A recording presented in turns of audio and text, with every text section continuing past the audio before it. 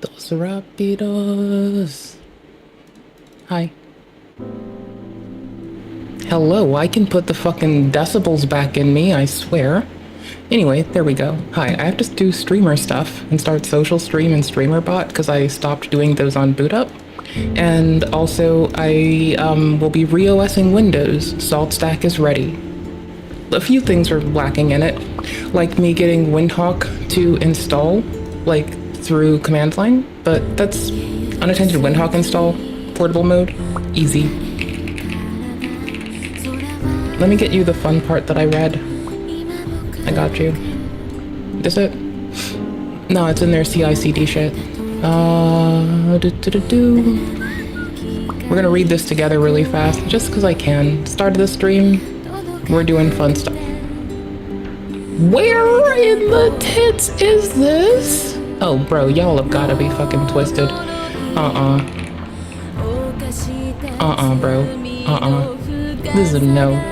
This is a big ol' nope. This is a nope, my dudes. Yes, I was launching my terminal secretly without you all. Yes, I'm a bad, bad woman. Evil. Evil, one could say. Fucking evil. Okay, it's wherever they have the TAC-S TAC portable in their flags. There we go. Levels check. Got it. So this is about where they do this, and this is how I was learning how to do this, right? So portable, auto update, which I apparently need to toss into the flags. I don't know about what language flag I would throw, not that I give a shit. I'm gonna put a note in for myself so I have it. And yeah, that's about it. I've been like working off of my little closet server, or I guess my desk server, that due to the current run of Cat 6 I have, I can't bring and hold up on screen right now. But you know, you live the life you live, so you kind of just take what you get. And so, anyway, salt. I'm not showing you all my salt stuff right now. I will one day. I just need to remember to put this flag in here. So, I'll get on that. I'll do it later. That's fine. I have a to-do in this directory that apparently spawned in the wrong place when I restored Tmux. Did it do it like this everywhere? That would be wild. That would be fucking wild, bro. Well, it SSH'd back into my Steam Deck. SSH on Windows is bananas.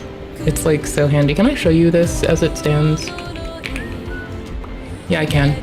So here's little like, here's box 1, here's box 2.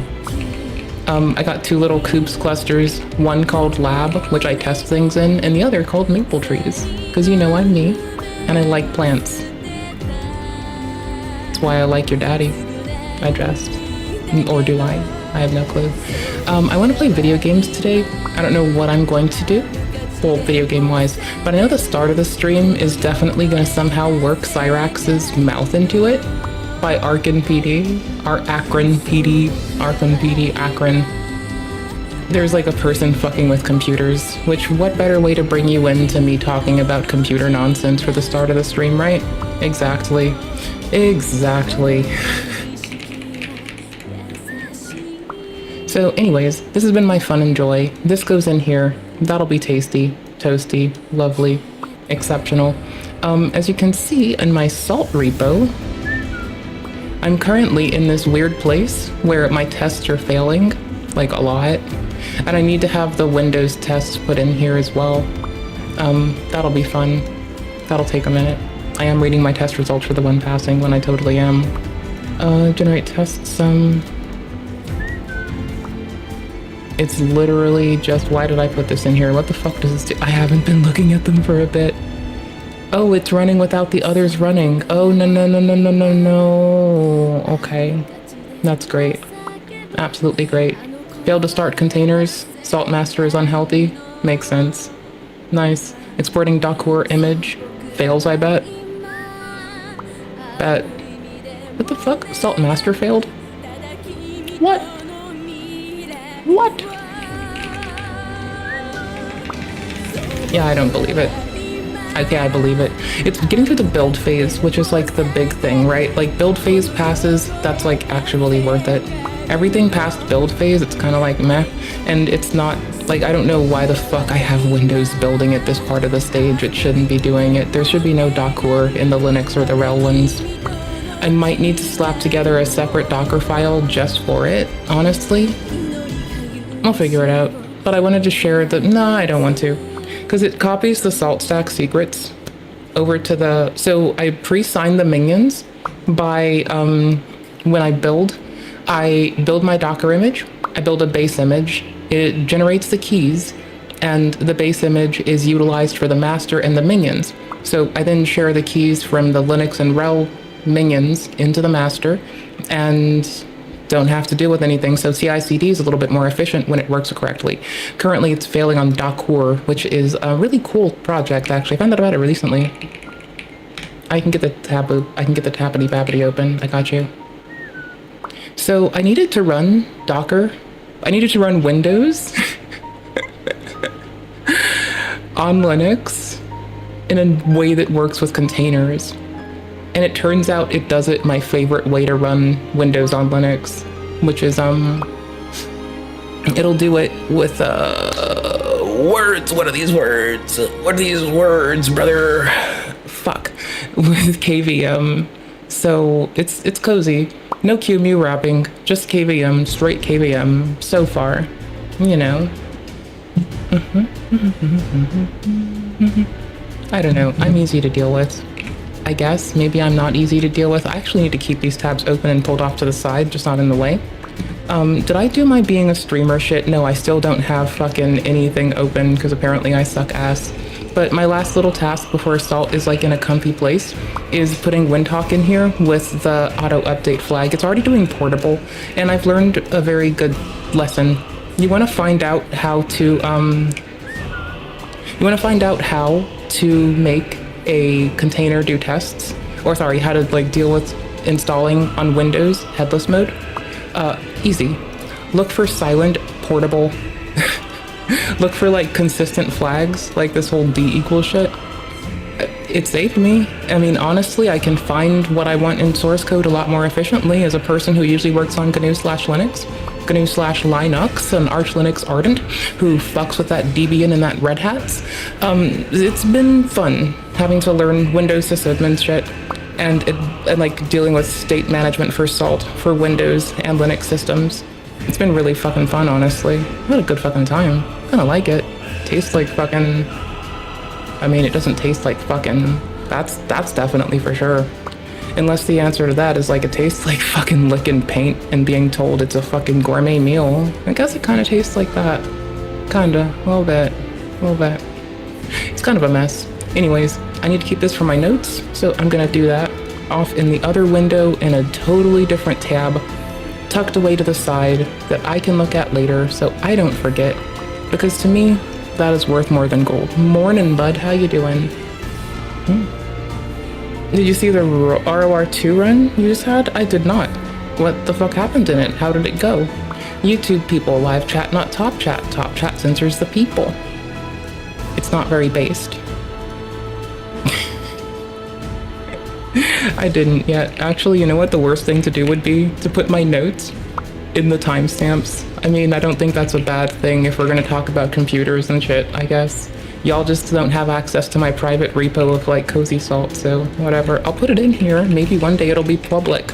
Probably not. Probably not. But, you know, fuck it. Maybe. One of these days when I feel like it. When I feel like it. When I feel like doing it.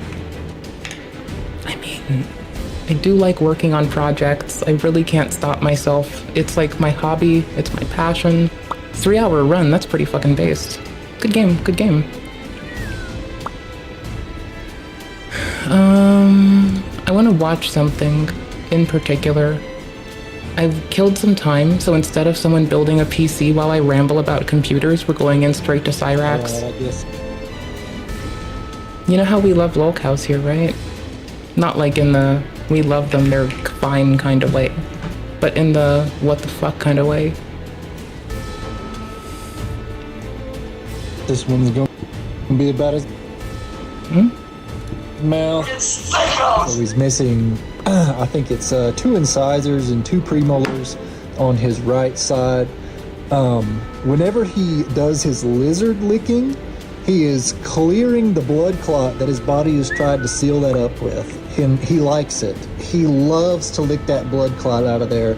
You could see on the video titled J, him doing his lizard lick maneuver, and the brown, pussy, thick, carotid liquid coming out on his tongue. I'm sure some of you remember a little while back a video of his tongue being brown. That's why his fucking tongue's brown. He's licking infection. He loves it.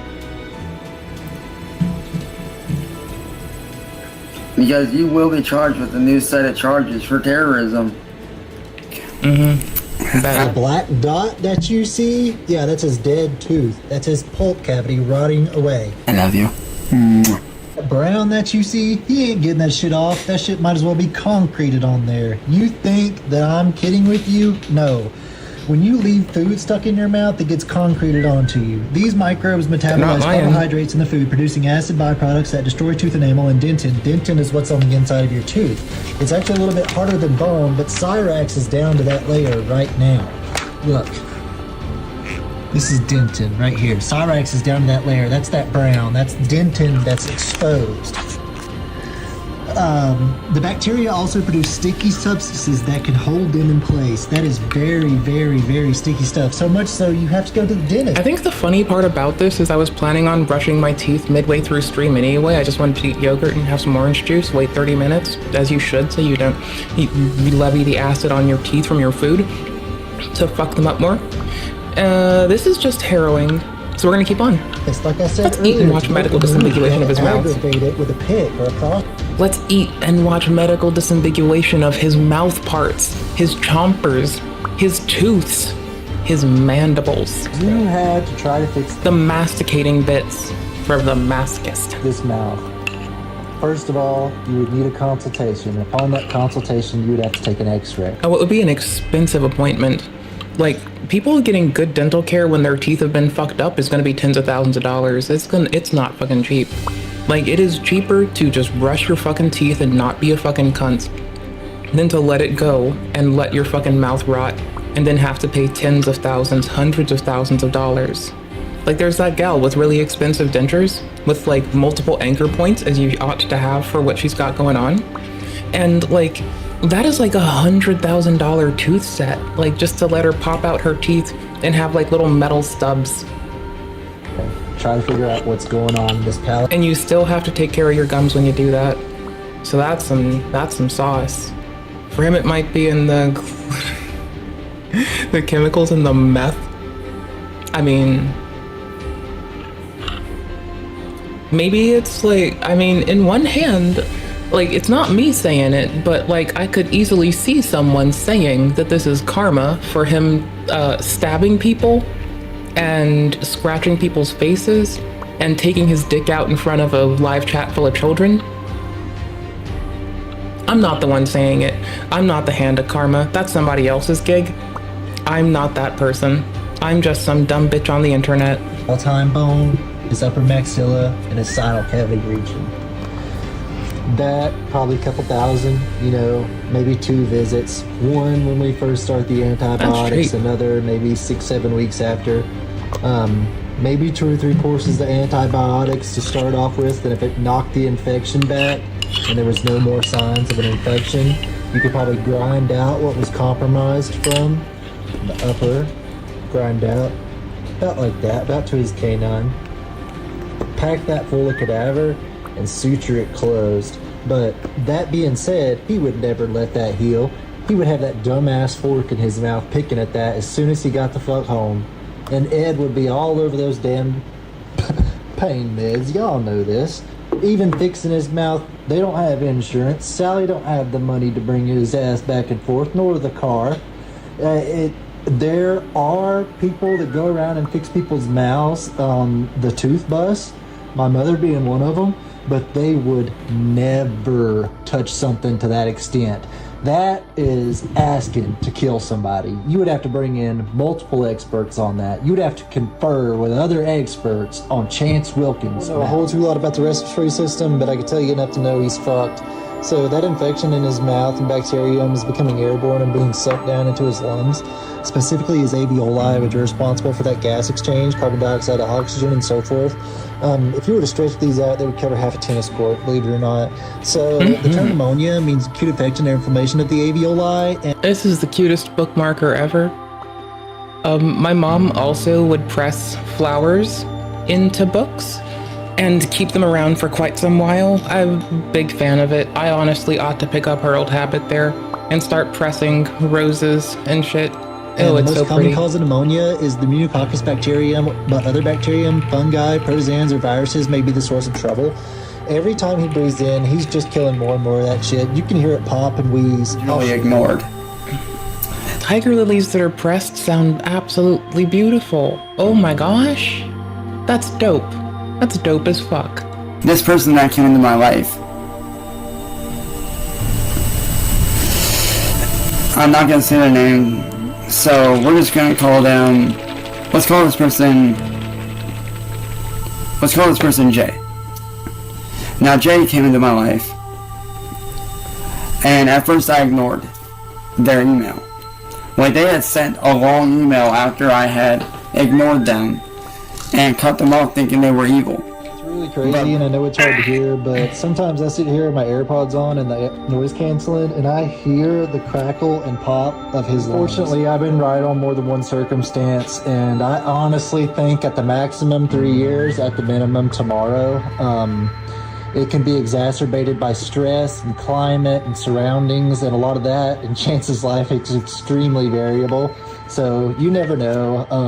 Thank you, John, William Glory Hole, Southern Harlot. You guys are doing great. I don't care what anybody says about half-ass trolling or anything like that. This is good, and I'm really thankful that I'm here and able to witness this fucker's destruction while it's happening in real time. So you guys are awesome. Thank everybody in this group. You guys are awesome too.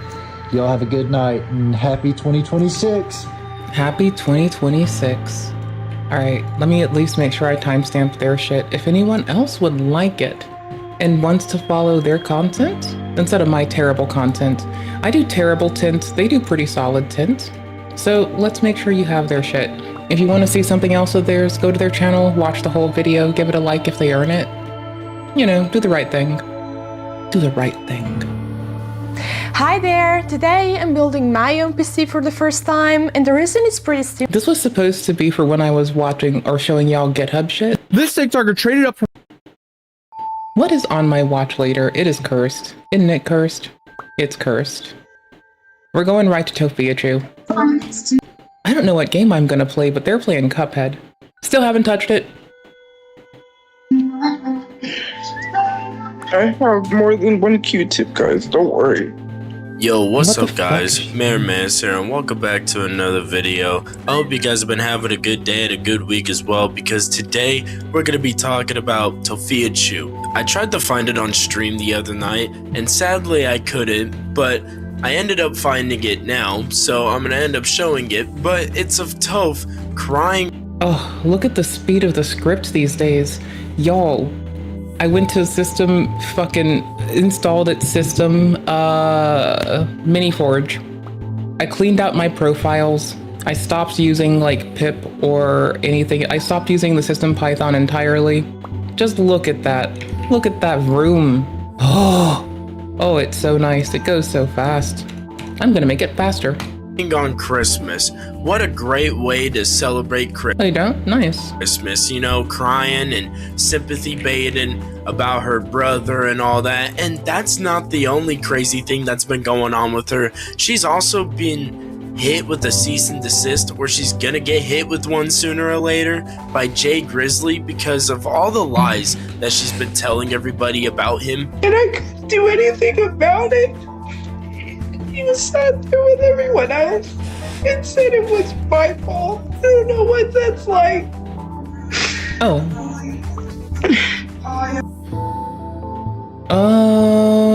We can find out. I haven't played ROR2 in a while. I've been on RORR.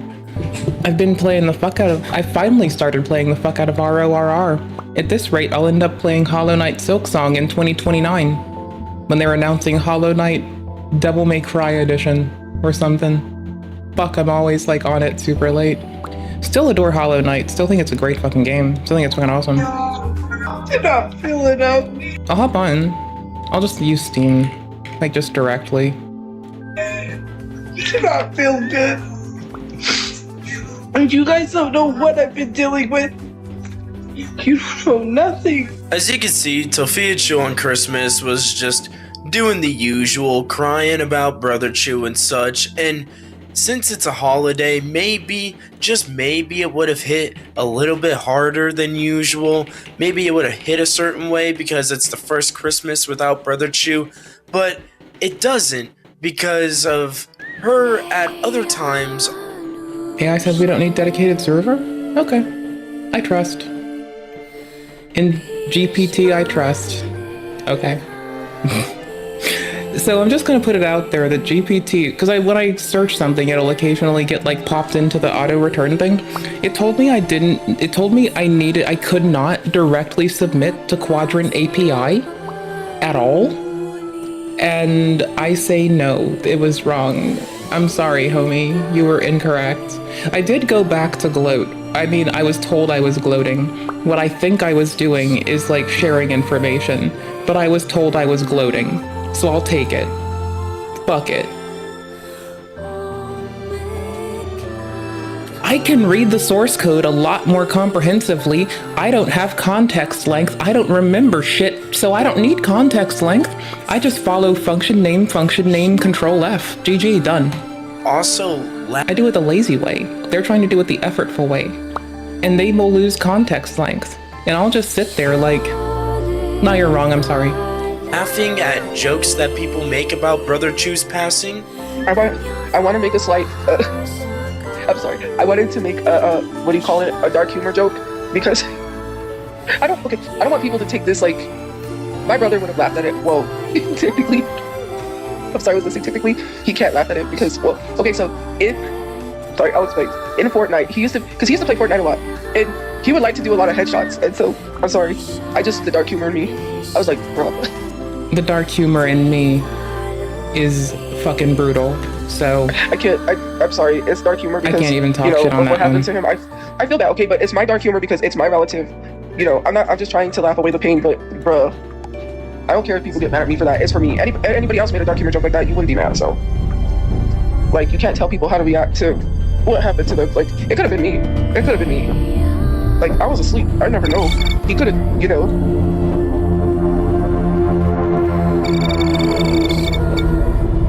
When I talk about my mom and I in dark humor, I at least say and preload it with, I learned my dark humor from her.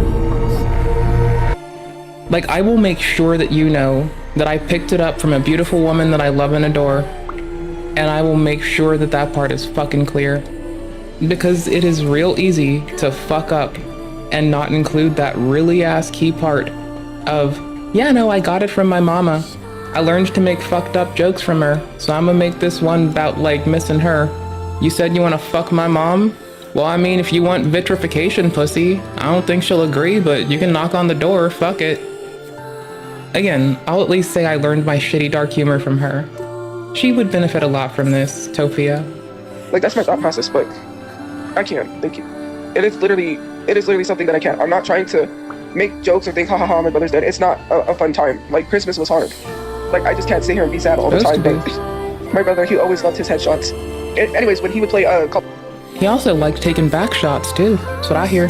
Call of Duty 2, I'm like, bro. I was like, what is it with you and TZ? He was always, look, did you see that? Did you see that? I was like, yeah, I saw that. Him in Fortnite and Call of Duty, man. I'm just saying. Well, I'm not trying to be funny because you shouldn't be laughing at that because that's not funny to you. To me, like when someone makes a dark humor joke about a loved one that passed away, it's not for you to laugh. So I don't know why you're trying to think that's funny. I think it's funny because for me, it would be kind of like an inside joke between me and my brother because,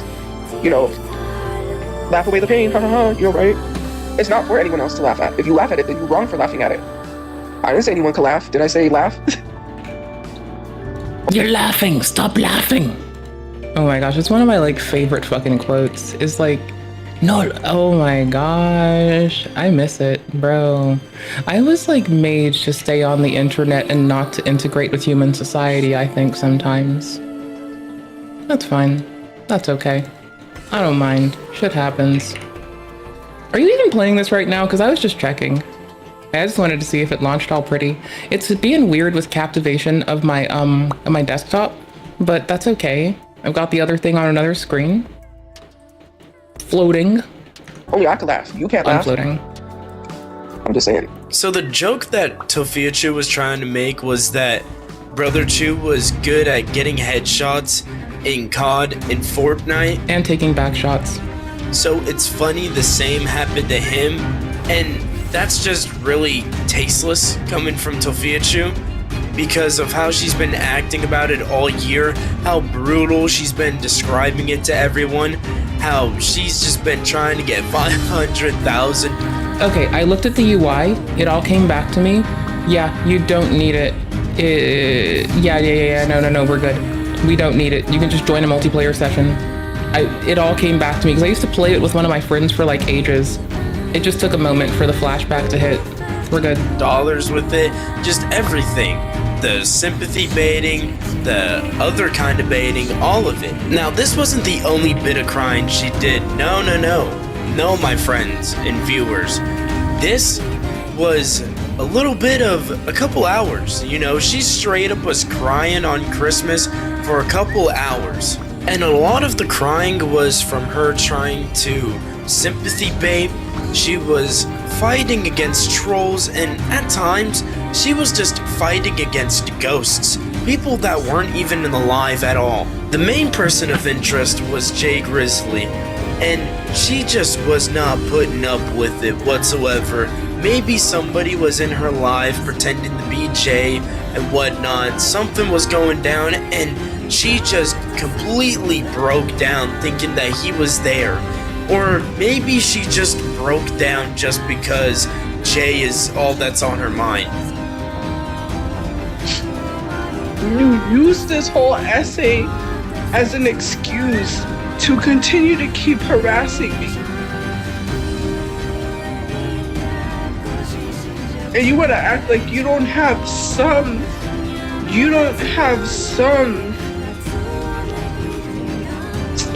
hand into why I did what I did to myself. And it wasn't just what someone's message said to me. It wasn't only that, which I do feel bad because I didn't think about how it would hurt them. And I'm sorry.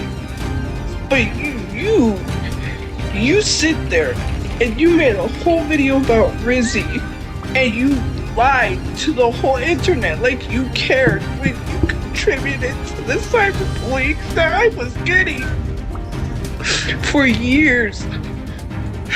She really talks about Jay like she's done absolutely nothing wrong, and she's a complete liar. She sat and lied about him for a fat minute until he started responding.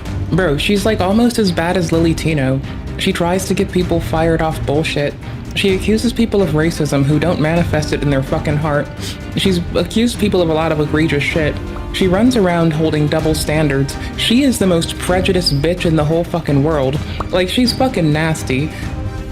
For a lot of reasons, but also inclusive of that she was gleefully looking for, in quotes, teen Asian porn while talking about people who looked up teen porn talking shit. So she streams on her phone. She opened up her fucking browser. It was right the fuck there. Impossible to miss. If I ever used my phone for streaming, I have before.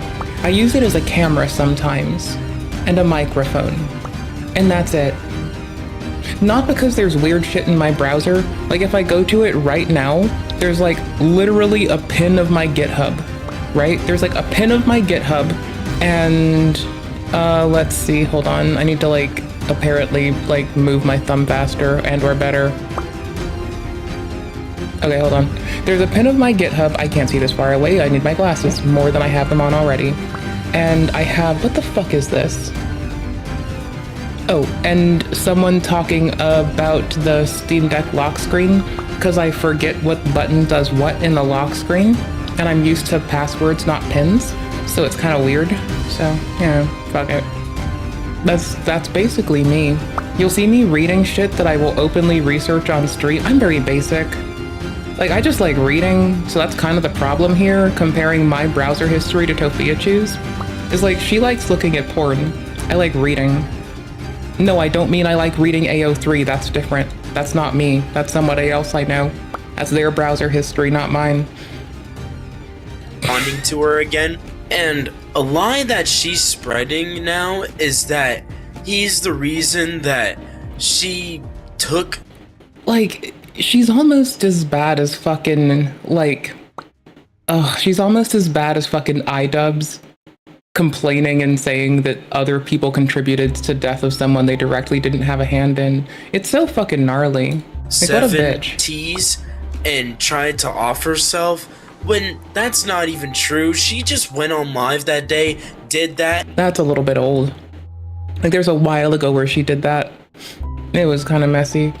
Oh, did you want to play Risk of Rain 2? I just launched it and checked, but like, I didn't know if you wanted to or not. I'm just being a goofer. I even reinstalled Fallen Order to go finish late game shit. I'm everywhere. Started crying in front of everybody. I don't even think around this time Jay was being brought up. I could be wrong, but yeah, I don't even think Jay was brought up that day. So yeah. Cause you sent a catfish, Jay, to get nudes from me, and you need to admit that. You shouldn't even be talking about Rizzy in the first place. You don't care about cyberbullying, because if you cared, then you would stop cyberbullying me, Jay. I don't care about cyberbullying. But I also don't do it, so that's why I don't care. I just don't give a fuck because I don't do it. Like, I mean, I wouldn't call it cyberbullying if you were, like, shitty to someone. I'd just call it you being shitty, and I'd point out each and every individual reason as to how that was being shitty. Because I'm not a pussy. You would leave me alone. If we're really gonna keep it a buck, Jay was one of the reasons why I attempted, okay? So let's go there.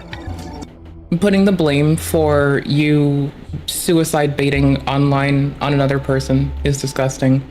Like, again, she didn't even take a lot of Tylenol. She probably only thought of it because Mr. Trump said don't do it, and she saw people actually going through the worst of it. She ended up taking it on stream, so you can clearly see that she's not doing an amount that would cause that outcome. And then she tries to, like, wave it as a cudgel for, like, how long now? Because I did not know she was bringing it back up again. No idea how lobby works, no clue for me either, but... Tits! I gotta launch it from Steam directly. Fuck, I forgot. Let's really go there. You caused me to do that, Jay. You didn't leave me alone. Alright, so with love and respect, my dears, my lovelies, my absolute goofy goobers, if you wake up in the morning, get drunk, drive over an old lady, or if you do what Tophia did, I'm gonna tell you one fucking thing. If you will feel in an unsafe place, actually talk to somebody who's qualified. Secondly, it's still a choice that you could make. I mean, it's not one you should make, neither of them. But it being, I'm mentioning this so no one can say that bitches don't have agency. Like, motherfuckers commit to actions. Actions are not, you're not conscripted to actions. You choose to commit actions. Unless you're, you know, like conscripted into the military, or, you know, you get like fucking, I don't know, drafted or something. That's a little different. So you shouldn't even be sitting out there talking about Rizzy when you're one of the reasons why. I don't gotta lie. Because it was true.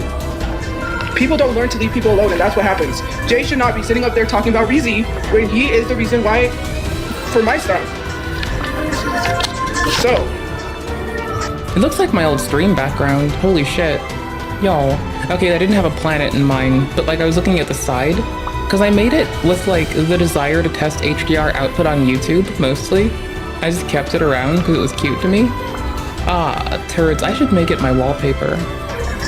I'm not lying. It was one other thing. Yes, it was one thing, but I also said the trolls. And I also, it came from Jay because he made these videos. He was literally making videos saying that I was the reason why that my brother got unalived. He's literally sharing police documents. Hello? You can legally obtain police documents depending on... So, I mean, that's not really the fucking what to do she says it is. I mean, like, you can just go and get them. We read court documents on stream a decent bit. Fuck, we read the Epstein files in brief on stream. I actually literally just closed that tab before today. Anyway, shout out to grant-funded healthcare. You don't have to pay. People who make enough money under capitalism and choose to put back into the community can pay for you to get grant-funded healthcare. I will Boom. keep it up, Jay, because you're cyberbullying me. I don't gotta lie. You literally went up there and said you didn't believe This bitch is absolutely fucking twisted. the whole situation. You blamed me and you told me that I was the reason why my brother died. Now she's just blatantly lying about Jay, saying that he said that Tophia Chu is the reason that Brother Chu passed. And this is the person, by the way, that is laughing about Brother Chu's passing and all this stuff. And she wants to sit and act all high and mighty about it, trying to defend his honor when she could barely even do that herself, and when she does nothing but uses her brother's name for money. I don't know why she's doing this throughout the live as well, but she's doing this thing where she's rubbing her Q-tips against her eye and stuff. Well, I mean, unlike shoving it inside your ear, the company doesn't, to my understanding, say you can't put it in your eyeballs, so I still put them in my ear. I don't give a fuck. Don't tell anybody. If you do, I'll say the Catholics did it. I'll wake up early and I'll say the Catholics did it. And Fuck there's it. times where she's even sticking it in her nose as well. I don't know what's going on with that. I don't know.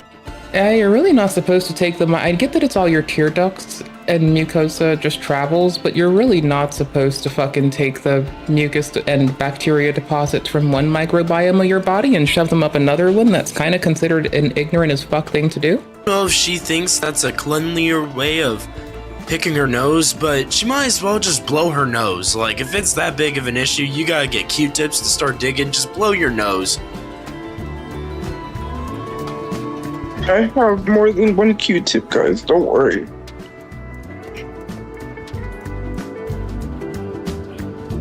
I mean, she sniffed it. It's a little different than putting it up her nose so far. It's a weird thing to do. Like, what, are you sniffing for bacteria deposits on your nose? That's special. It'll help you guys. It'll help you guys. I don't have a napkin. I just used Q-tip. I just used my shirt or my sleeve or my What the fuck is she trying to get out of her fucking eye? Is she like crying her makeup off and now she's doing this? Because of... No, this is... I have more than... Alright, no one make fun of me that I selected the name Thought on this game. It was a different day. It was a phase. There was this one dude in my life. I'm not sorry about it. It happened. I'm not taking it back. Life's a bitch. What the fuck is happening when I do this? Hold the fuck on. One, look. The fuck is this doing?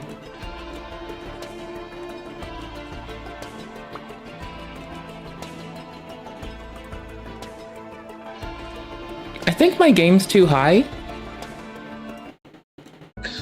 Falling for the same trick over and over and over again. Relaunching. Somebody in the chat will pretend to be Jay and they'll start beefing with Toph, and she'll just believe it's Jay and she'll just completely go off on him, you know. Yeah, my game's too high. It's been doing Jenkum with the boys all weekend long, and that's just how it goes now, apparently.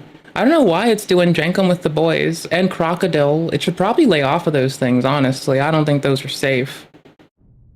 There's many feelings being thrown around on Tophmus. Sadness, anger, she's hitting us with all of it. She's just raxing out. I don't even know how to describe this. This is like Tophia Chu's version of a rax out. At least her private parts are So inside. what? You didn't leave me alone. You kept nitpicking me. You kept harassing me. You kept on. That's why I called you that, because you didn't leave me alone. You just like everybody else. That was it. I have someone living with guilt. Guilt. Because I did what I did to myself. Guilt.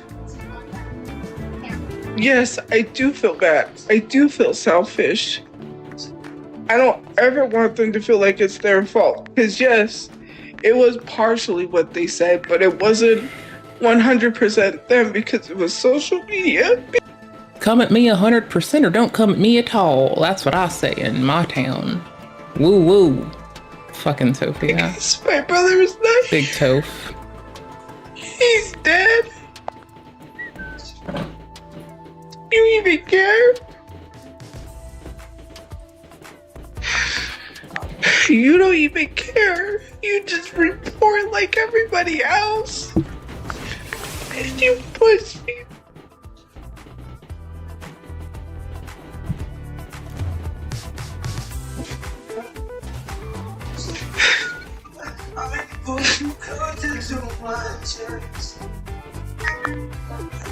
You know exactly what you did.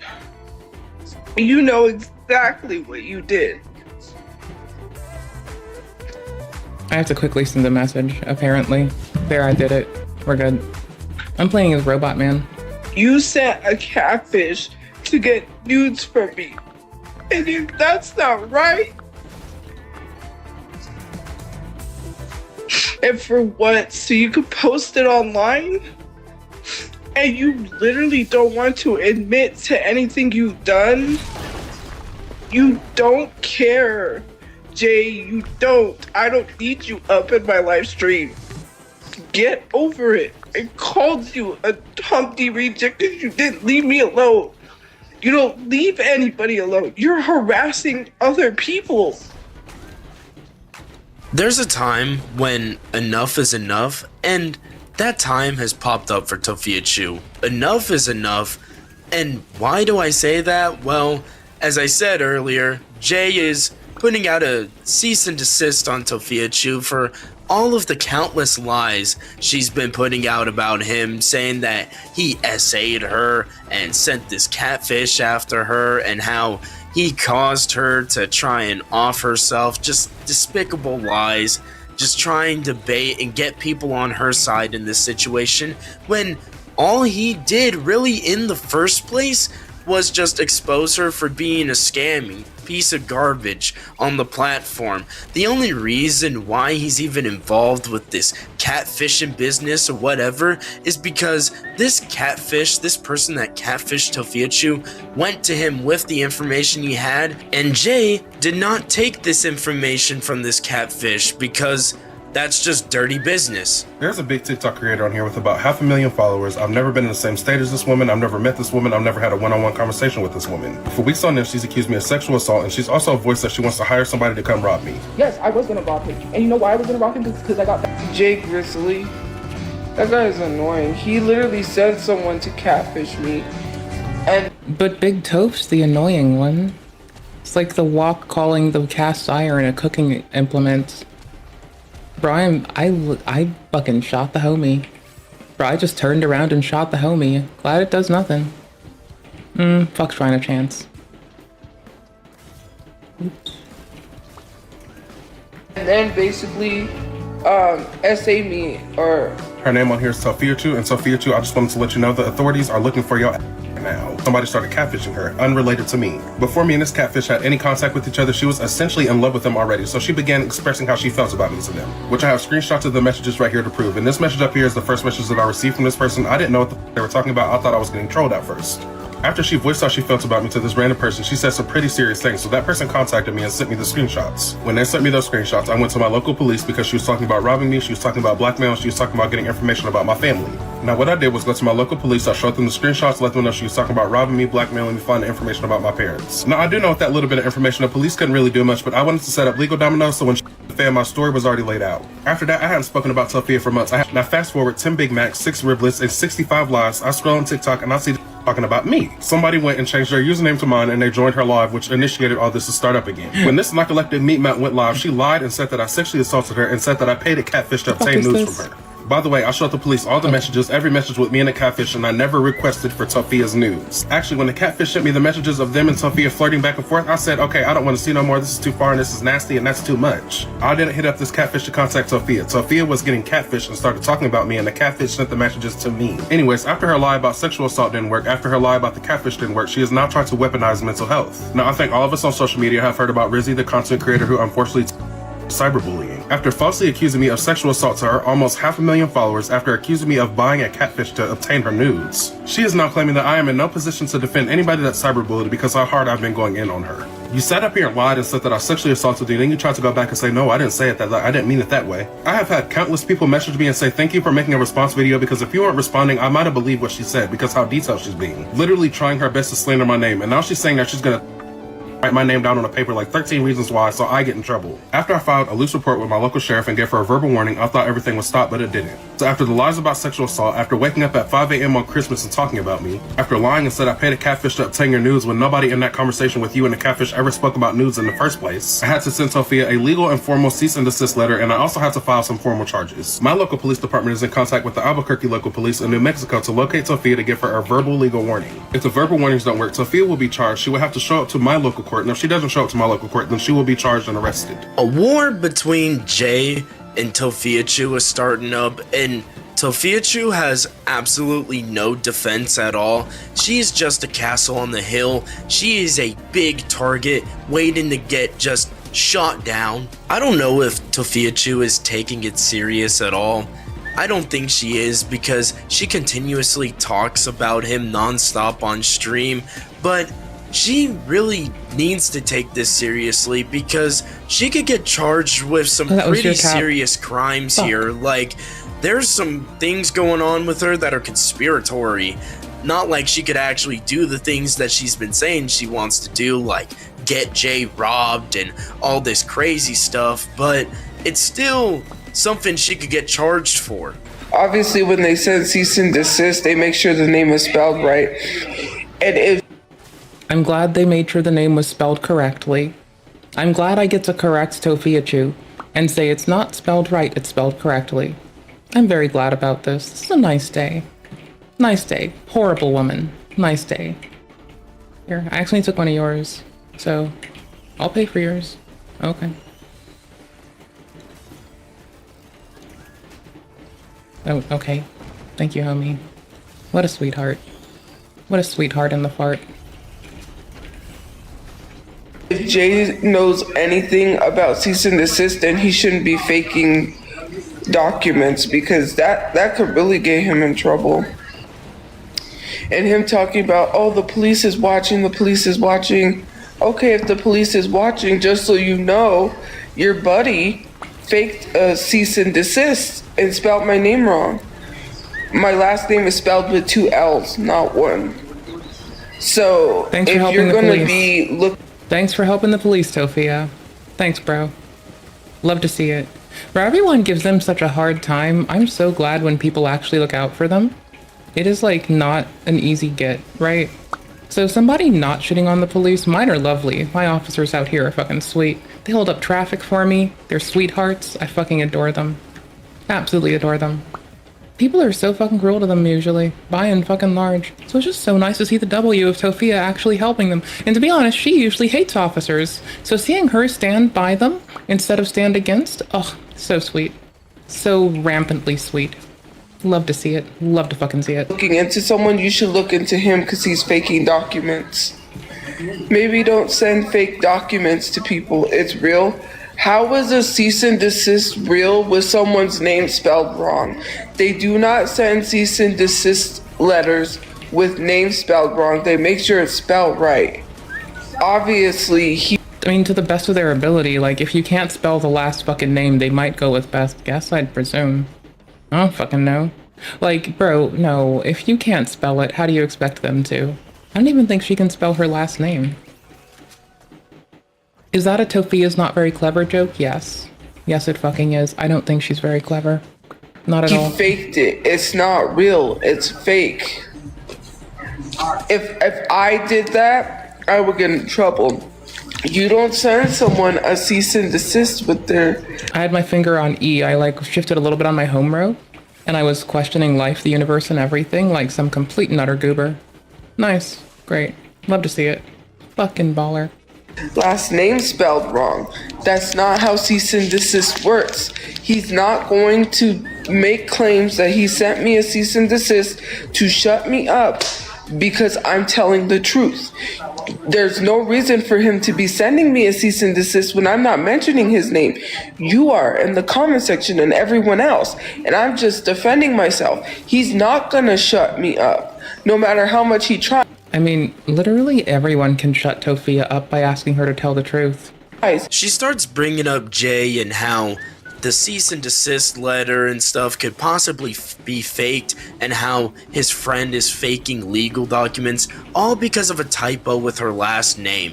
It's missing one L, so the whole thing is null and void. And I'm not even gonna... Bro, I'm used to the Risk of Rain Reloaded ones, where these are like a smaller percentage by a lot. That's wild. I'm not even really sure if he actually made a typo or not. I'm pretty sure this is just Tophia being scared and scrambling and panicking for any reason to believe that coping and seething that this is not happening to her right now, because being homeless and getting hit with a cease and desist, oof, that's gotta be terrible, man.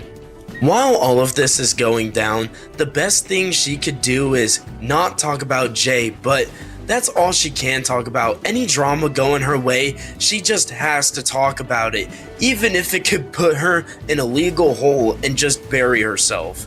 That's what I think it is. I thought that was like another orangey boop, or another, oh my gosh, whatchamacallit? I don't even know anymore, bro. The whatchamacallit? Yes, that. The thingy that I press with Q. I thought it was another Q thing. I thought it was the QAnons in my bar, but it's not. World's Dumbest Criminals. That's, you know that show? That's what he's gonna be on. I prefer 1,000 Ways to Die. I think it's a very good show. But that's fine. She can have shit taste. World's Dumbest Criminals. It's not a threat to call his local police and really see if he reported or not. That's not a threat. And then I will be letting his local police know that he's harassing me. And then I'm going to tell him that he's telling people online lies and talking about my situation where my brother was murdered. Yes, and I will be telling them you shared police documents that you say is public knowledge to share. And we'll really see if it's okay for you to share that stuff. And then when the police tell me it's not, you donezo. It's finito, it's over, it's finished. Like, I'm sick and tired, I'm mentally exhausted. I cannot do this anymore. Like, you're not gonna come on the internet and cause people to dogpile me. You want people to dogpile me, you're using people to cyberbully me. And if you're coming in here to cyberbully me in the name of Jay, then you better rethink, because he's using you as a tool to basically cyberbully. He's done nothing of the sort that he said he did in any of his videos. He sent a fake cease and desist. He did not contact his police. And if the police are looking into me, then I would suggest you go have a chat with your man about why he keeps harassing. I think she forgot to put in the obligatory S on your man, but that's fine. Totally. It's like Tophia's just such a goober. And I don't mean goober in a kind way like I do with y'all. I mean goober in the way where I think she's a fucking shithead, and her efforts detract from a lot of kind and helpful shit. Asking me, he's the reason why I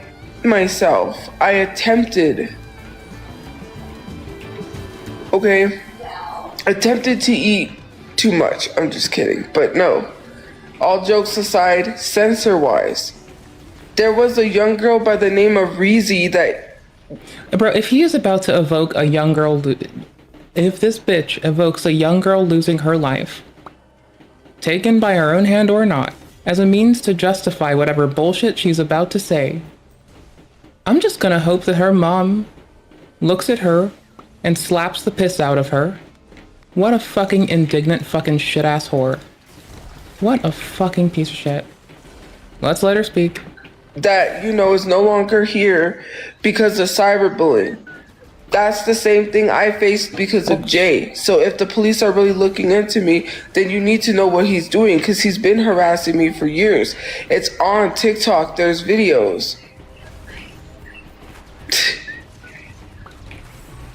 I want the police to know that if they're really watching.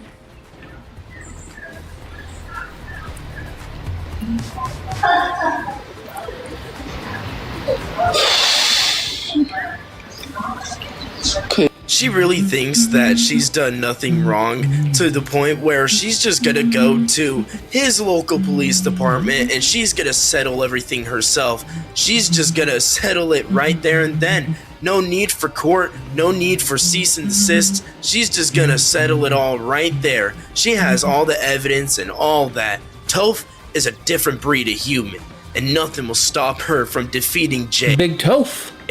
She really thinks that she could win this case with whatever evidence she has against Jay. And it's probably the same evidence she's shown all of us, just all the weak screenshots that proves absolutely nothing at all from her side. And yeah, just nothing is gonna happen but her losing. Pulled up, they're gonna see that you falsely sent a cease and desist and that I was not lying, because they do have to look and see what those messages really say before anything. Well, we ain't gonna deal with that. I'll just let a lawyer deal with that. Bro, she can't pay for a lawyer. Okay. Like, what the fuck is she gonna do? Pay a lawyer with her fucking booger Q-tips? That's cute. I hope that goes well for her. Booger tip Fia. What a goober. What a fucking goober. What a sad, sad woman. What an absolute trash fucking panda. Oh well. And that's all that needs to be said, because now I gotta take action. You sent a fake cease and desist. You think I'm gonna sit here and let that slide? Nah. It's like, you could just tell how nervous she is when she's saying that she's not gonna. Buddy, if you can hear me, I'm about to touch that shrine that'll take most of my health. But I'm gonna do it for greater good. I'm doing it for king and country. I'm doing it because I have to. Doing it because 91% health loss is nothing to a fucking homie. Oh, 93. Oh, it's tapped. I'm dumb. Oh, wait, no, it's not. It's because we're charging. Oh, I'm so fucking pissed dumb. I forgot how the game works because I've been playing RORR and I just, like, play it on my own. And I'm still barely getting back into it. So I'm like a useless fucking shit cake. I should be admonished.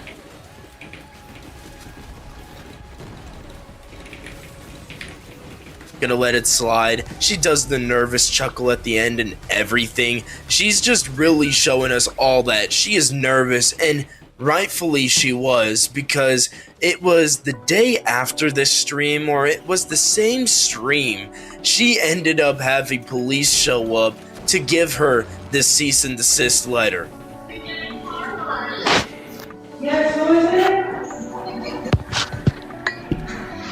If I say, that did it, after taking a sip of orange juice, that is not me making an OJ did or didn't do it joke, but I would say that I do like the fucking true crime nerd shtick, which is where people say that he's possibly covering for his son. Not saying that's what happened. I'm just saying I like true crime shit, and that's the current turn.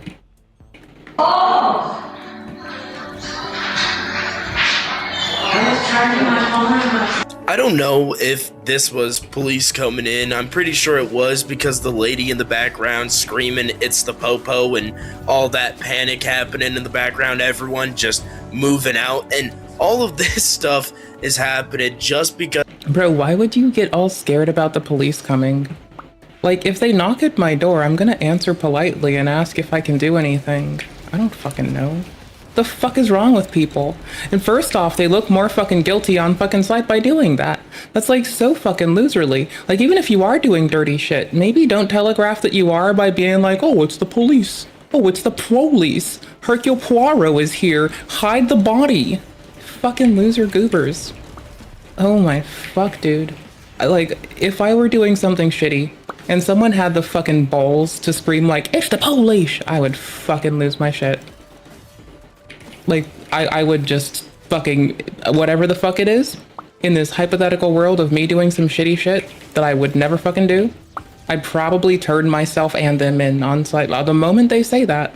Because at that point, anything we've had that resembles cover has been blown by a fucking loser. Oop, I have to jump for that. Lamers. Because of a cease and desist letter going to toph. People have went to jail. It's the police! Hide the fucking... It's the police! Hide Cyraxx's meth! I just imagine fucking Sally screaming that, like, holy shit. The way to invite them in with your mouth. No shade to Sally in this one. Some for her choices, but not for this thing that I made up in my head. Shame doesn't hurt though. Shame is good for you. Shame does make you stronger. About how much Tofiachu talks about him, and he basically has said what he said, and he's going to just take it to court at this point, because why even go on any further with Toph? Man, Tofiachu's life is getting worse and worse as we know it. You know, at first, she was homeless and crying in bathrooms. Now, she's homeless, crying in bathrooms, and taking cease and desist letters because of how much she likes to talk about other people. Hopefully she could finally learn a lesson from all this and maybe not do it again, and maybe not lie about other people to try and get people against them. Just maybe. So I really hope you guys enjoyed this video. Please make sure to like the video if you did, and make sure to subscribe if you haven't already, and make sure to comment how you feel about all this stuff going on with Toph. And every Monday at 6 p.m. Pacific time, me and the homies are going to be live talking about the cows and messing around, and we really hope to see y'all there, and as always, love y'all. The Dougherty Dozen are without a doubt one of TikTok's most controversial families. I gotta timestamp this before we can continue. Homie, if you can hear me, I'm timestamping stuff. I'm sorry, I'm not sorry. I'm doing the Lard's work. Not the Lord's work, the Lard's work. Oh, new Python profiles are so speedy. Oh, I got my fucking G. Oh, that's so fucking nice. Oh, I'm reinstalling Windows tomorrow, y'all. Okay, cool beans. Homie heard me. That's dope. A family of 13 headed by parents Josh and Alicia Dougherty. They, along with 11 of their kids, make up the Dougherty Dozen. Some of them biologically being Josh and Alicia's, while others are adopted, or in their foster care. But it's not any of that that's led to the infamous reputation of the Dougherty Dozen. It's mostly the actions of two of its family members, and their near obsession with social media. These two individuals are... I mean, it tends to be that way. This is Kiwi Tapes, by the way. We love to see Kiwi succeed. I still have a warm heart from when Kiwi and Smokey were talking about Smokey MCC. I remember when they were talking about Kiwi drinking less and Smokey smoking less weed, and I was like so proud of them and always wishing them the best, so I hope they're doing well, whatever the fuck they're doing these days. Are none other than the mother, Alicia, and her... If you're gonna stop drinking, talk to your doctor. Almost forgot that one. Can't forget that. That's important to scream at the top of my lungs at you lovely goobers. Son, Alex, also known as Big Red. But I want to start this video with discussion about Alicia, because in my opinion, she is the source of all of this controversy. Alicia Dougherty began her social media journey years ago, but in the early 2020s, she started to see some real traction, with content centered around her life as a mother of 10 children. And like I just said, this content would snowball into quite a lucrative career for Alicia. And with this money, her content began to slowly transform into what I could only call overconsumption slop. For the past few years, the majority of Alicia's content has been centered around purchasing things for her family, and the absolutely insane price tags attached to these shopping sprees. Shop with me at Costco, Petco, and Wegmans for this week's groceries for my family of 13. At Costco, Holy shit, like I want to have a family as much as the next person, but a family of 13 is a big fucking number. It's a huge number. I want lightning strikes. I mean, good on you. That's impressive. Respect to you. Like, dope. Dope, dope, dope. That's nice. You know, it's great. I keep saying when I get my shit together, I'm still considering my shit not together enough. My shit's pretty okayly together. Okayly? Who the fuck says okayly and has anything together? What the fuck is wrong with me? OBKVs, brother. I started with 272 bottled waters, 24 rolls of paper towels, 2 boxes of garbage bags, some paper plates and bowls. Then I got really excited that I finally found cotton candy Alani in stock somewhere. I grabbed some meds and dental floss and left that flatbed up front and moved on to flatbed 2. Over in the meat department, I got 18 pounds of ground beef, bacon, hot dogs, sandwich meat. I also grabbed some of their pre-made salads. Next, I got 5 dozen eggs, mashed potatoes, Dubai chocolate cakes, chocolate croissants, hot dog bun. That's a lot of babies to feed. I mean, she's doing okay. She's getting a spray of nutrients for him. That's like, the important part is remembering you need to like get a spray of micro and macros. So like, I mean, honestly, not terrible. Not fucking terrible. I'm the biggest fan of the ramen. I mean, I do like noodles.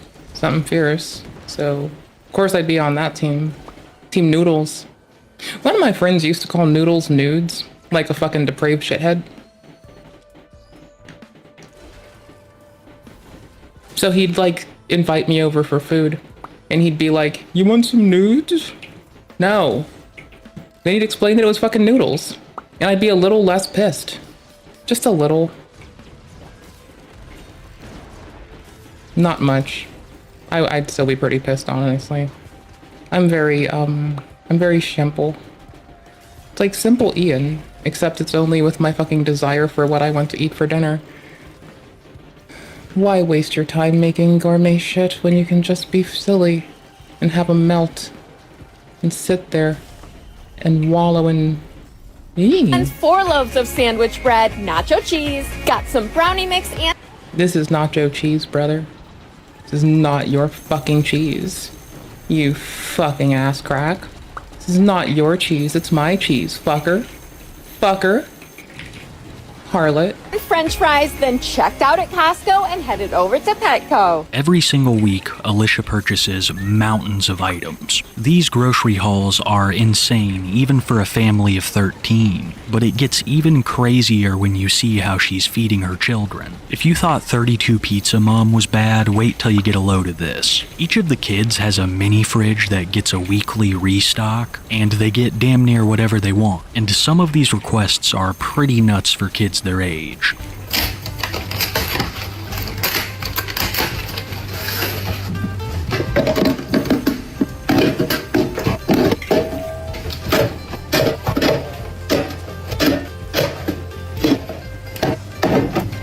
Zoe wanted root beer.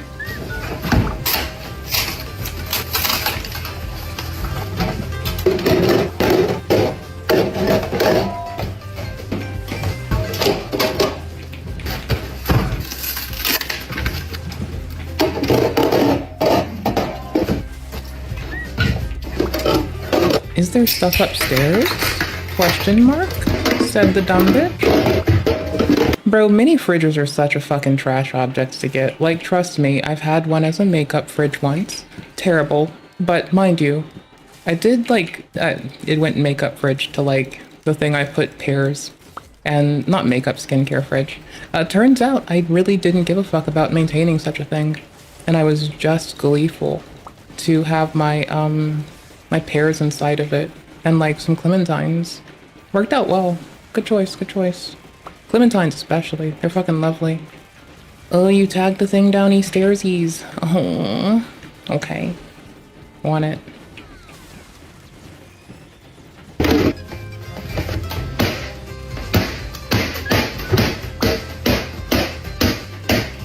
Now you're probably saying to yourself, Jesus, Kiwi, it's just a couple of sodas, lighten up. But the amount of sugar that she feeds these kids is unreal. Their snackerty cupboard is...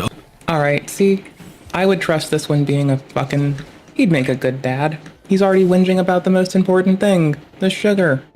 I love to see it. What a good lad. Overflowing, and it's very long been suspected that Alicia throws out a great many of the things that she buys on camera. But it gets even worse when you realize that some of these children that she has adopted suffer from fetal alcohol syndrome. There are even clips out there of Alicia saying that they limit carbs, sodas, and other possibly addictive foods in their household because her children suffer from this, and therefore are more at risk to getting addicted to these substances. But I wish I could just say that it's sugar and carbs that these kids are being exposed to, because Alicia also loves alcohol, her and her husband both. All you have to do is go back to some of her early content.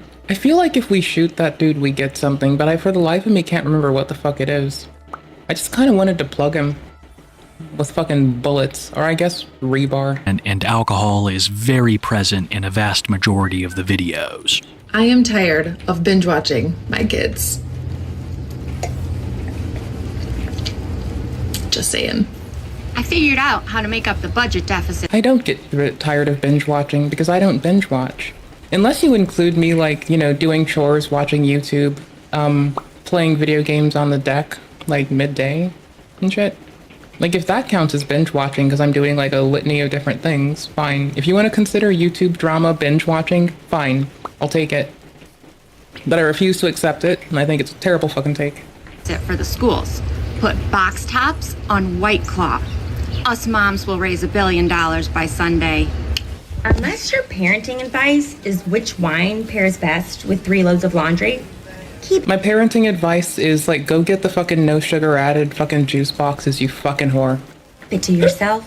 This has been a great source of controversy and lies for Alicia. Alcohol is not featured in her videos like it used to be, but those with a keen eye have noticed it's still around. Many believe that Alicia is intoxicated for some of her videos, just doing her drinking off screen. And there's definitely still alcohol in the house, she just likes to hide it in the snackerty cupboard. If you watch enough of her shopping hauls, you definitely notice something's off with some of them. Personally, I think she's just combining her two great loves, shopping and White Claw. Like I said before, I think this is one of the...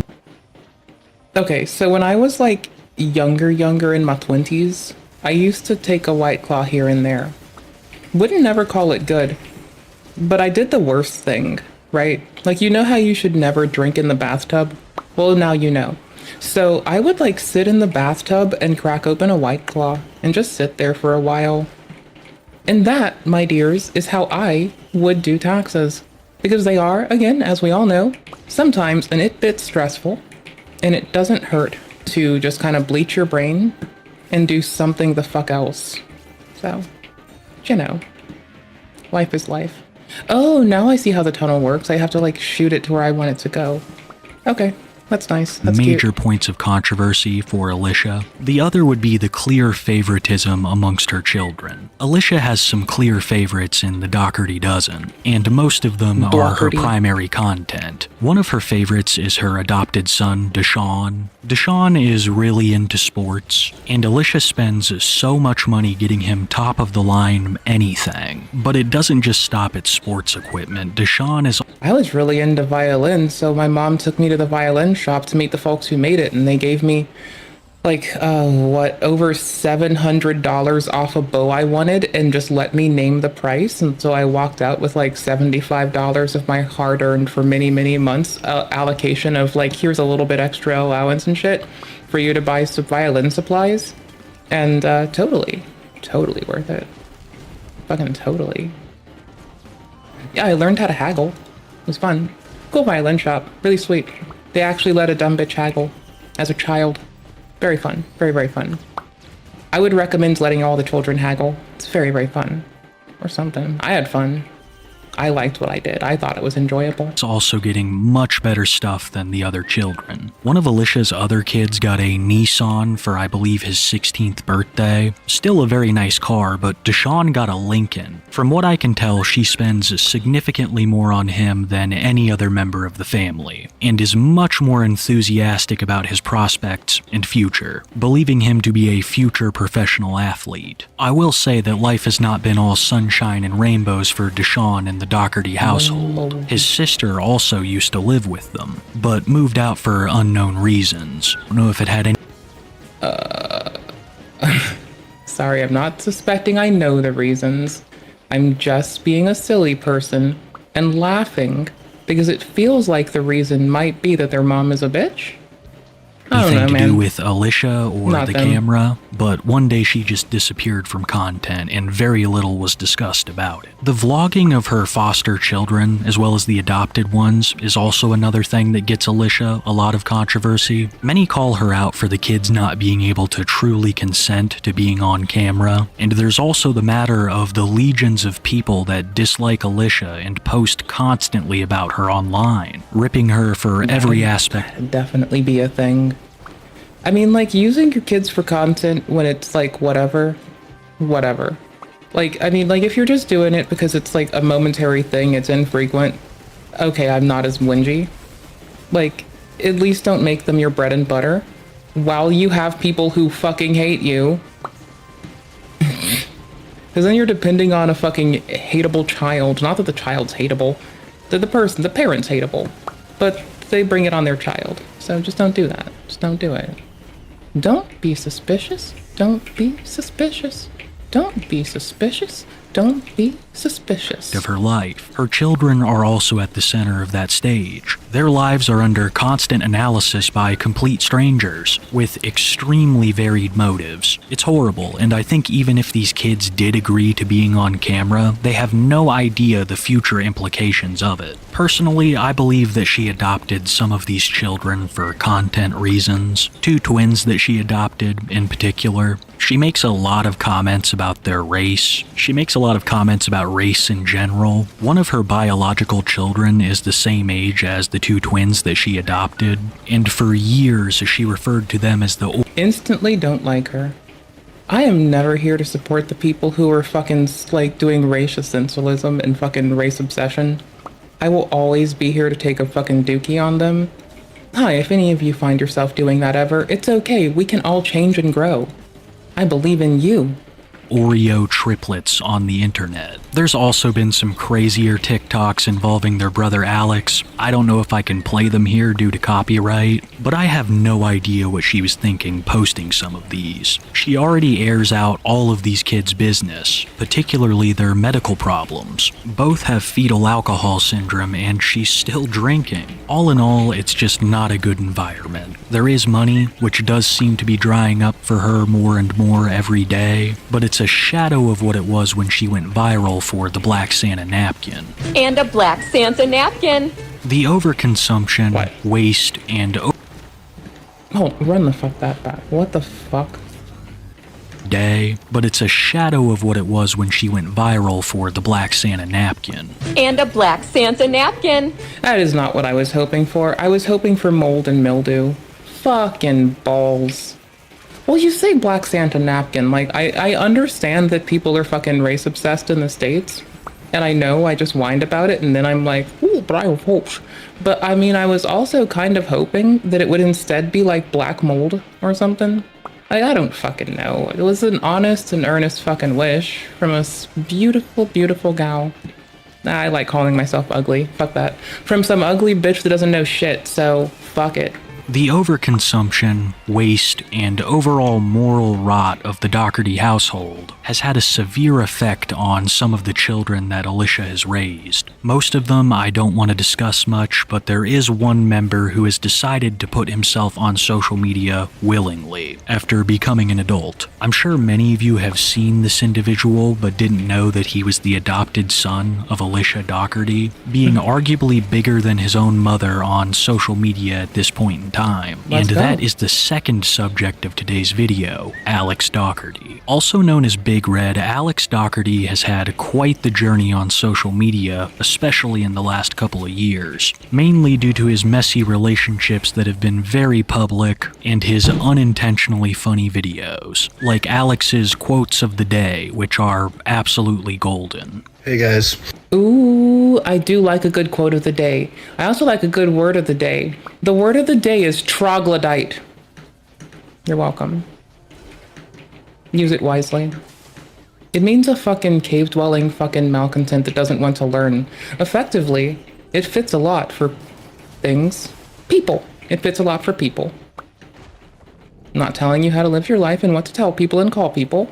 I'm just saying it's occasionally a very good one to reach for. The word of today is troglodyte. Ah, these troglodytes unwilling to learn. Ah, these troglodytes stuck in the past won't open a fucking book. Ah, these troglodytes. Can't believe they said that online. Don't they know everything gets clipped? Troglodyte, there you go. Little cave-dwelling little bitch. Someone who doesn't want to come out of the cave. We shit on them. I got the quote of the day today. I just want to come on here and say, if your dreams do not scare you. You thought I was gonna say the word of the day is and then fucking drop a slur. I can feel it. That's a good guess, actually. I might have if I was in a mood. Be a dickhead. Would've been funny. They are too weak of dreams. Think of that. Quote of the day. Yesterday is today's memory. And tomorrow is today's dream. Make sure you guys hold that in and think about that. Because whatever you did today will only be in the past tomorrow. If you are losing a job, if you are going home mentally exhausted, physically exhausted, you are doing something right. I'll think of that. Quote of the day. With everything you're doing, and you're not trying, you are secretly failing. Hey guys, I also got the quote of the day today. I mean, if you give up on anything, you're not secretly failing. I mean, that's kind of just blatant. Believe in yourself enough to fucking not be a fucking... I mean, like, I'm not saying give up, like, okay, if you're trying to, like, fucking hit on the nice old lady down the road, maybe don't do that. But, like, in other cases, you know, for fuck's sake, if it's a thing that doesn't impact another person, and you just fucking quit, it's not secretly that you're giving up. It's just like, I don't know, take the L. Do something you want to do, I suppose. I don't fucking know. I'm not your mother. You know, I'm gonna say this: consistency beats luck every time. Okay. True. So if you're going to the gym consistently instead of that once every couple of weeks, you know, you're gonna see more progress than you have, right? Like if you're grinding to make money instead of not grinding 24/7 like I do usually, you won't see a change in your bank account. Okay, but you just really got to think about that, like really do, because some people don't understand, and it's to the point where people these days, they are not being consistent. Half of them make no sense, and the other half are completely ass backwards. I don't know if this is being encouraged by Alicia, or if Alex just wants the easy life of a social media career, but this is definitely not something he's equipped to handle, because he has quickly gained a infamous status, especially on TikTok and Instagram, more often called Big Red and a subject of mass ridicule across the internet. Not only for his unintentionally hilarious videos, but like I said earlier, his messy breakup, where his ex-girlfriend spilled a lot of his information on TikTok. Hi, my name's Natalie, and my ex-boyfriend had a second Snapchat account where he would snap hundreds of girls without me knowing, and I brought the bull. Hi, my name's Natalie, and I had to beg my ex-boyfriend to brush his teeth and practice basic hygiene, and I brought the Sour Punch lemonades. Hi, my name's Natalie. No, I was literally stuck up on what candy it was, because at first I was like, is that a bag of hot Cheetos? Huh, that's how you do depression. Then I realized I was incorrect. The inadequacy of my own assumptions. It rears up to bite me. It's fun. Woot. And when I dumped my boyfriend, he stalked me at work, and it took 3 of my managers to get him to leave. And I brought the Sour Punch bites. Hi, my name's Natalie, and when I found out my ex-boyfriend was cheating on me, he left me 30 voicemails in the span of 45 minutes. And I brought the gummy bears, and my ex had bigger tits than me. And I had the hair. Hi, my name. Run that back. Hi, my name's Natalie, and I had to beg my ex-boyfriend to brush his teeth and practice basic hygiene, and I had to beg my ex-boyfriend to brush his teeth and practice basic hygiene too. Twinsies. Wait, no, never mind. Not twinsies. I take that back. Not twinsies. We're not twinsying. Nope, not doing it. Fuck this. Hi, my name's Natalie, and when I dumped my boyfriend, he stalked me at work, and it took 3 of my managers to get him to leave. And I brought the Sour Punch Bites. Hi, my name's Natalie, and when I found out my ex-boyfriend was cheating on me, he left me 30 voicemails in the span of 45 minutes. And I brought the gummy bears, and my ex had bigger tits than me. And I have the hair. Okay, and that is, and I quote, my ex had bigger tits than me.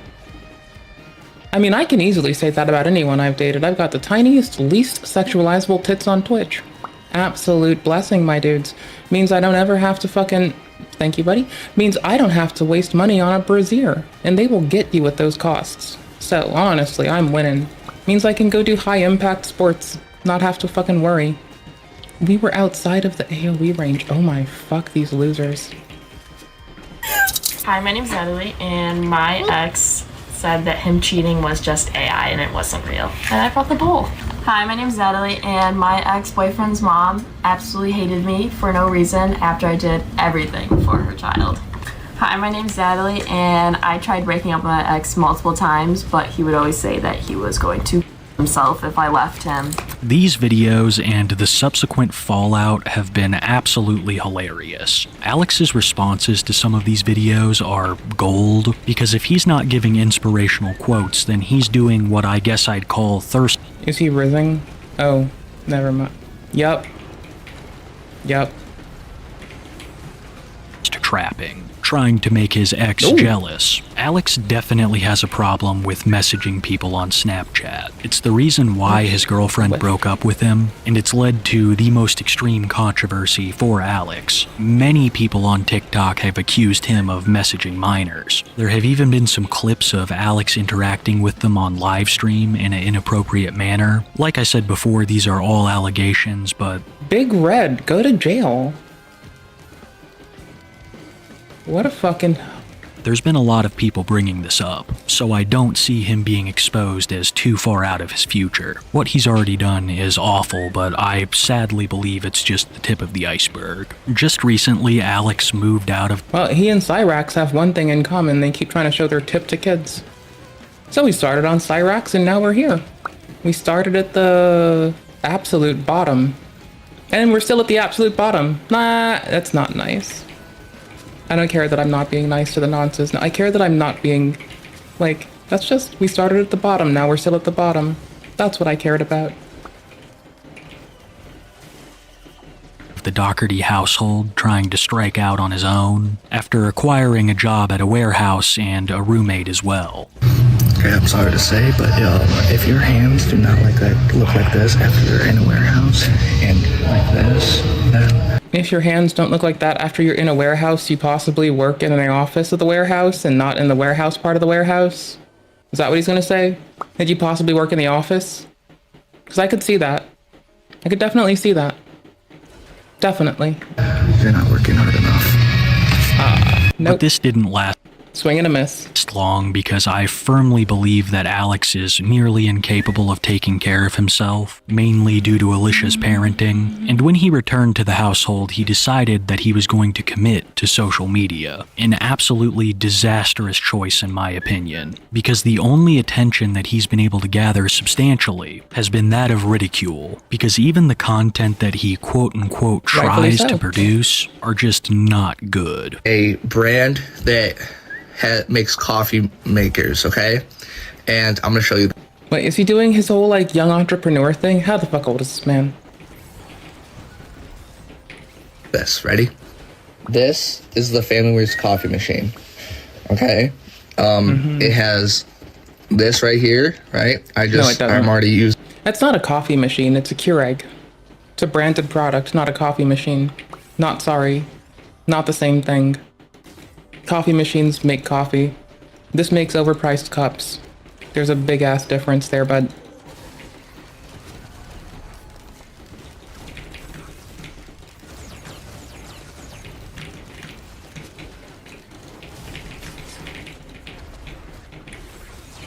Using it right now, actually. That's the cup, right? This is the cup, and it also comes with... Does it come in coffee flavor? Since it's not coffee? The coffee ground, 1, 2. Okay, so I'm gonna show you guys how to do the cup first. So you gotta add the water So now that the coffee is in there, I'm gonna go press the button on the. So I went to my friend's house and used their Keurig once, and I kind of just intuited what the fuck to do. So let me pro tip it for you, my dudes. Here's how come it's not hard. You open it up and you start cussing about how it's not working, and then your friend will come and make it for you, and you don't have to do anything. Easy. Side. Right.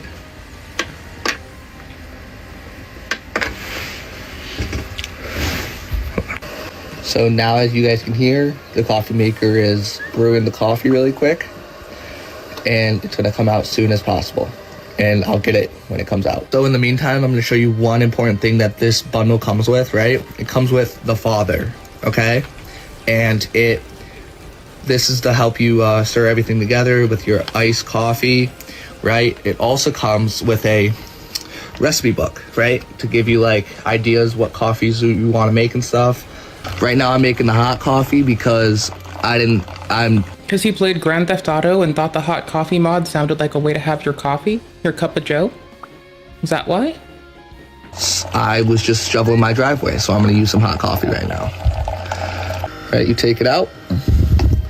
And you can still take it out when it's like not dripping, because look at this. It has a thing right here and then a holder to just get all that out. So it takes it. So now that I made my coffee, I'm gonna go put some creamer inside of it, okay? And then it's all over. So I'm gonna show you the product one last time. Hey guys, have you ever been just stranded in your driveway and your car just won't start? Or on the streets and your car won't start? I partnered up with... On the streets of his mom's house. Ava Powell. I think Alex decided to pivot to a social media career because it's all he really knows. Alicia's been filming him for years, even making content with her and Alex's birth mother, who she would often fly out to see Alex and film cringy dance videos with. It's legitimately all he knows. Yeah, if and when I adopt, if I ever do something cringy, like put them on the internet and ruin their life, someone please talk shit. Like, with love and respect. If you love and respect, you will talk shit. Like, it is the right thing to do, my dudes. But I don't think this is the only behavior that he's learned from Alicia, because Alex has also been getting himself into some other kinds of trouble, like appearing heavily intoxicated on camera despite being only 20 years old. Hannah, where'd you guys go? I lost. The fuck is your frolicking ass? It won't go down without you. Oh, you're dead. When the fuck did you die at? I don't know where to go. Or the time that he crashed his car and the entire party came out to film. Big Red! Alex Dougherty! Holy fuck!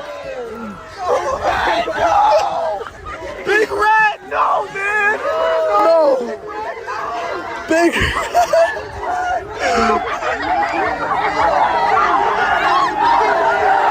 Oh, what weaponized incompetence it is? Oh, I disconnected? I thought you did. Possibly. Like, OBS didn't drop at all. But game might have.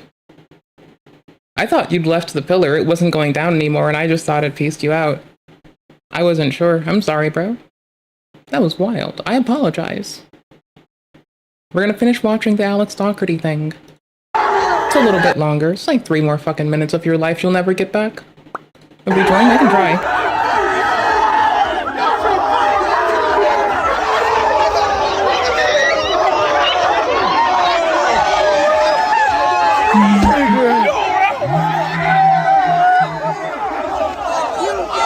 Big Red goes off-roading! Big Red goes off-roading! So he's 20, not 21. Please don't tell me he's drinking and around a car. Doors! Alex, he's got butterfly doors! You can't park there, bruh! You can't park there, bruh! Seems like... What a pussy.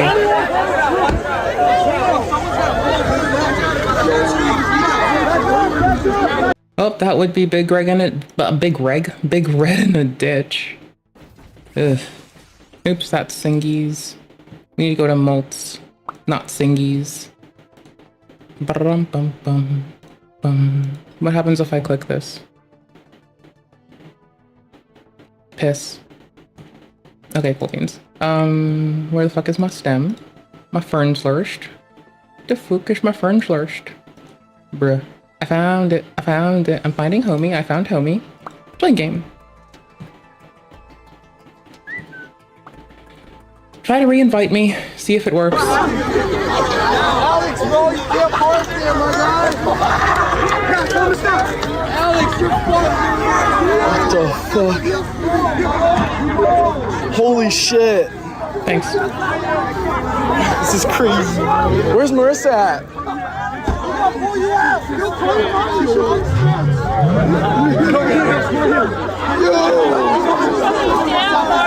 That shit is in the air.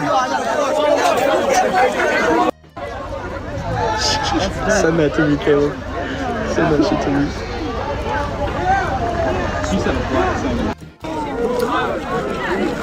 I don't know, could you send a DM of the copy loppy ID, drop it in Discord or drop it in Steam? Probably Steam is better because I'm on Steam. And then I can try, because I tried from here, so I'm gonna back out and then try again. Yeah, no. Just send me the lobby ID on Steam. Big Red is approaching World of T-Shirts levels of Ooh, you probably can't copy it to the clipboard because you're in a run. Fuck.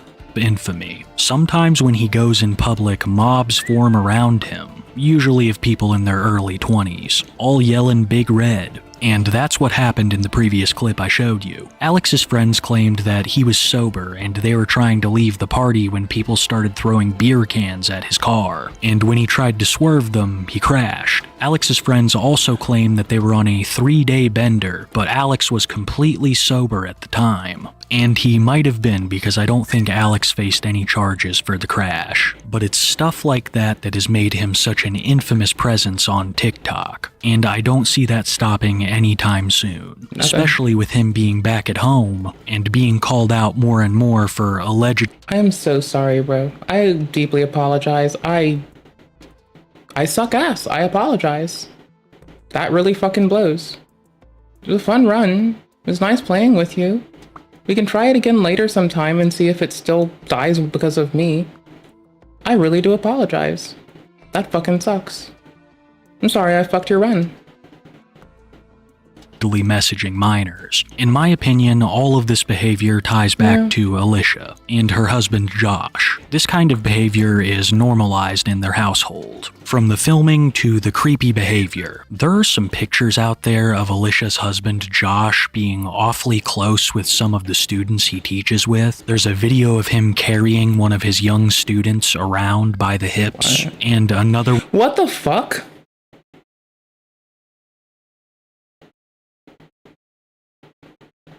one that's making the rounds that I also would consider pretty inappropriate for a student and teacher. I'd also like to add that he looked happier with these kids than I've ever seen him with any of his own. This, along with Alicia's behavior, have made a pretty toxic environment. One that doesn't look like so on the surface, but with just a little bit of digging you see how rotten it is. Alex is a prime example of this, a true product of his environment. I don't think that excuses anything he's done, but I truly believe that Alicia is the source of a lot of it, because she has sacrificed so many of their family experiences for popularity and profit. And a black Santa napkin. Popularity, profit, and I thought it was going to be a black mold covered napkin, honestly. I was getting my hopes up, to be fair. My hopes were up. They were uppity buppity buppity. There's the video on Cruel World Happy Mind that though it says I did watch it, I actually didn't. These are some motherfuckers getting arrested. Sorry, they get tranquilized for fucking punching an officer. So there's a part of me that needs to watch that. Why can't I reorder this? Like, I will literally fight every Tom, Dick, Harry, Sally, Mary, Clarice, Daniel, Daniela. My own music, fuck you. Daniela, that's a fucking funny. Holy shit, that is beautifully funny. Actually, let's creep on the front page of YouTube and see if people are being chaotic mongrels today. Oh, actually, I kind of want to watch someone regret a $3,000 AI cluster made out of Raspberry Pis. So why can't I move these when I do this? What have I done wrong?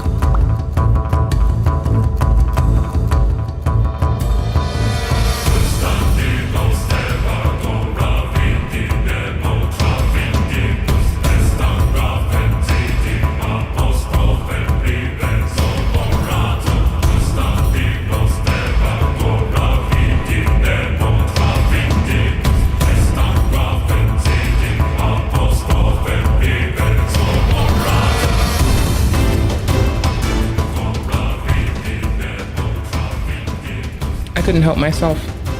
I'm sorry. I like video games. I know, I suck at them, but I like them, so who gives a fuck? The real sucking is when you don't keep playing. It's when you're a bitch. Please tell me I timestamped the last video. Please tell me I don't suck that much. Oh, thank you. Holy fuck, I was about to lose my shit on myself. Like fucking shit my tits. Standing up, sitting down, same fucking difference. Same big ol' frown. Oh my gosh, the new Python profile is so fucking toasty. I can't wait till I reinstall. Oh my gosh, I need to show you all something really silly. Hold on. Oh my gosh, it's so adorable. It's so adorable. Okay. Keeping consistent with opt on Windows and Linux. Doing system level fucking, like, just general tools like configure Docker, WSL, context, PS1 and shit. Miniforge 3 gets plopped here, NVM gets plopped here, Rust gets plopped here, Windhawk now gets plopped here. So when I install something with Salt, it goes into fucking opt. And also, I'm pretty sure you can do this here. Nope, you can't. Okay, fine. If you do it in Windows Terminal, it'll like correct it. You don't have to do C/ anymore. You can literally do /users. And they're making PowerShell so accessible to like GNU /Linux motherfuckers like myself and this person. So this is gonna be Jeff Geerling doing a fucking lovely fucking piece of I don't even know what yet. I mean, we know what the fuck is happening. I mean, it's just like, at this point, you could probably just put Kubernetes on all the bastards, call it good. I don't know why you use it just for AI cluster. I mean, I hope we find out that this motherfucker has Kubernetes under the hood. It's kind of the way to go. Oh, next time we try playing, I'll try hosting. Since we're ruling out shit, that'll help us rule out shit. Okay, why the fuck wasn't it letting me plop that there? There we go. Wait, because I literally have it over here. Okay, nice. Good job. Good job. What the fuck is this heart? Oh, that's another pizzity pi. Ooh. Ooh, that is pretty. What hat is that? That's adorable. Holy shit. I mean, I'm pretty much set with hardware. Like, if I really want anything, I'll grab another of the little servers I put on my desk. They're really tiny. They can fit in, like, I don't know, your grandmother, not your grandmother. They can fit in your great-grandfather's burly hand, I think. Like, relatively easy. Stacking 2 of them in there? Probably. Oh, wait, hold on. I need to hit this. Wrong one. Go to the thrift store, find one of these. Nope.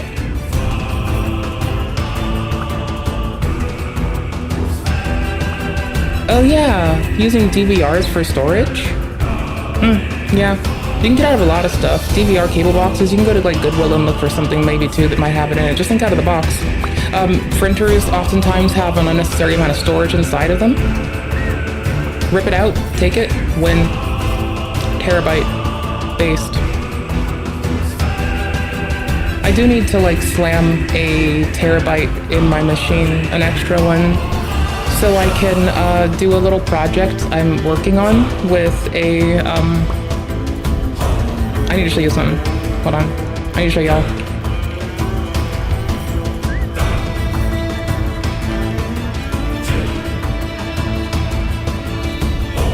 What has your girl been fucking with over the last couple days, my dudes? So this person has a open-ended embodied agent with large language models, right? So theirs is to play Minecraft. Mine is literally just trying to make its own tools right now. Is that safe? Possibly. It's kind of sandboxed. I say kind of. It's sandboxed, ethicists. It's sandboxed. I swear. I'm winking. Wait, I'm supposed to like... Bro, I'm an autistic woman. If you want someone who can lie, you need somebody else. It's not me. It's not my fucking bag, bro. So anyways, this is kind of fun when you look at the process, right? The process is to so my thing is like based off of it for the moment, and it will slowly grow as time goes on. So you got a curriculum, which is like completing tasks, failing tasks, QA cache, etc. I'm probably gonna move my memory storage into JSON so it's easier to read. And just stuff that is leveraged to actually grow. So what the fuck does this do? Well, my dudes, that's the fun part. That's some shit. Voyager, the first LLM-powered embodied lifelong learning agent. So that's it. But is it doing Minecraft? No. It's literally helping me work on its tooling set. So Voyager is kind of like the nest that we utilize, we base ourselves upon, and that we sit ourselves in the format of. The project's a bit messy. It'll clean up later. It'll get tighter. But this is kind of fun. This is really cool. It was a fun base to learn from. And it's going to be more fun as I continue learning because I'm kind of dumb. With skills library.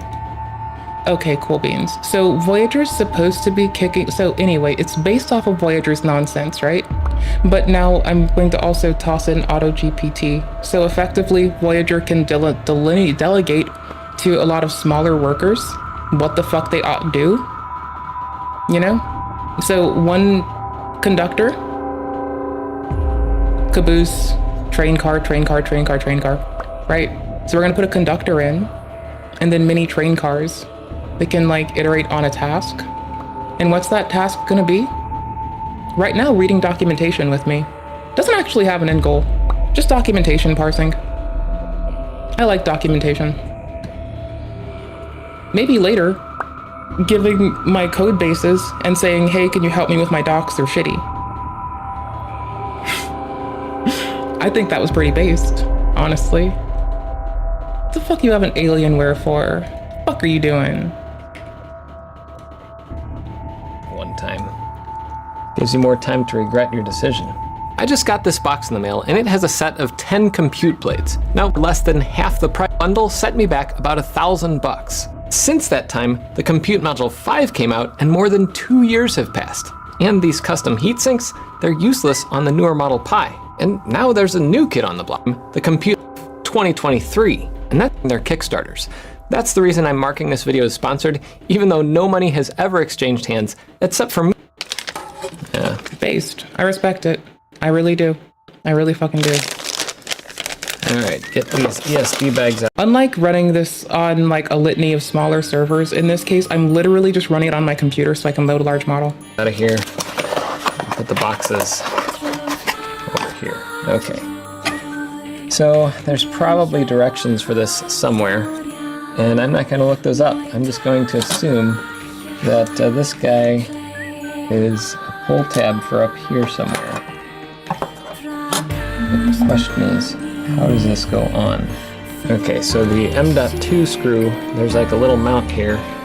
There's a little screw hole up here that you put the M.2 screw inside of. And then the actual screw to hold an M.2 drive is also included. And they have a little screwdriver here too, which means I'm gonna have 10 of these itty bitty screwdrivers sitting around after this is done. So that's that, and then these guys, how does this go? There's probably a guide. I didn't notice until recently, these are put onto these things. A lot of devices have a little cover on it that's used for the little vacuum pump that holds the device while it's placing it on the pick and place machine. So a lot of things, a lot of different connectors have a little piece of Kapton tape on it just to provide a flat surface now. So I'm going to have to pause on the rest of this assembly. I'm just going to put these together this much. And here's what I was going to do. I was going to use this little bandolier of micro... Yeah, I didn't even know that Raspberry released these little blades. I literally am learning this for the first time ever. SD cards. You can see I used Raspberry Pi Imager and flashed blade 1 to blade 10 on these. Why is this one bigger? Controller? And I was going storage to put these into the blades, but I realized I don't have the dev blades, and the dev blades have SD card slots. My blades don't. And I'm going to have to find some NVMe storage for this and flash it that way. NVMe storage is a lot more expensive, but it is more reliable. So if I'm gonna run this cluster for more than a day, that's nice. Anyway, there's our first blade. I am not going to sit here and... I prefer the other kind of blade. The marketing one. The product. But whatever. The R600s, whatever. Do this and make you watch the entire thing. So I'm going to go very fast and speed up and maybe even put in a little background music. We'll see. I'm gonna look at specs for this really fast. Where the fuck did this end? Boop. Boop. There we go. Hold on. I just haven't even been paying attention to, like, I really do have a thing for system-on-a-chip devices. I really, really do. But, like, honestly, I haven't been even looking at this. I haven't been fucking even the least bit apprised. Okay, schools, we have Wi-Fi on the Bluetooth. Compute Module 5 is a powerful and scalable system. Module 64-bit ARM processor. Ugh, I don't want ARM right now. 24 gigahertz, IO controller, video and PCIe devices in range of wireless HRM and NVMe. Okay, cool beans. Yeah, I'm gonna show you something cool that I'm a big fan of right now. I'm probably gonna get my model number wrong.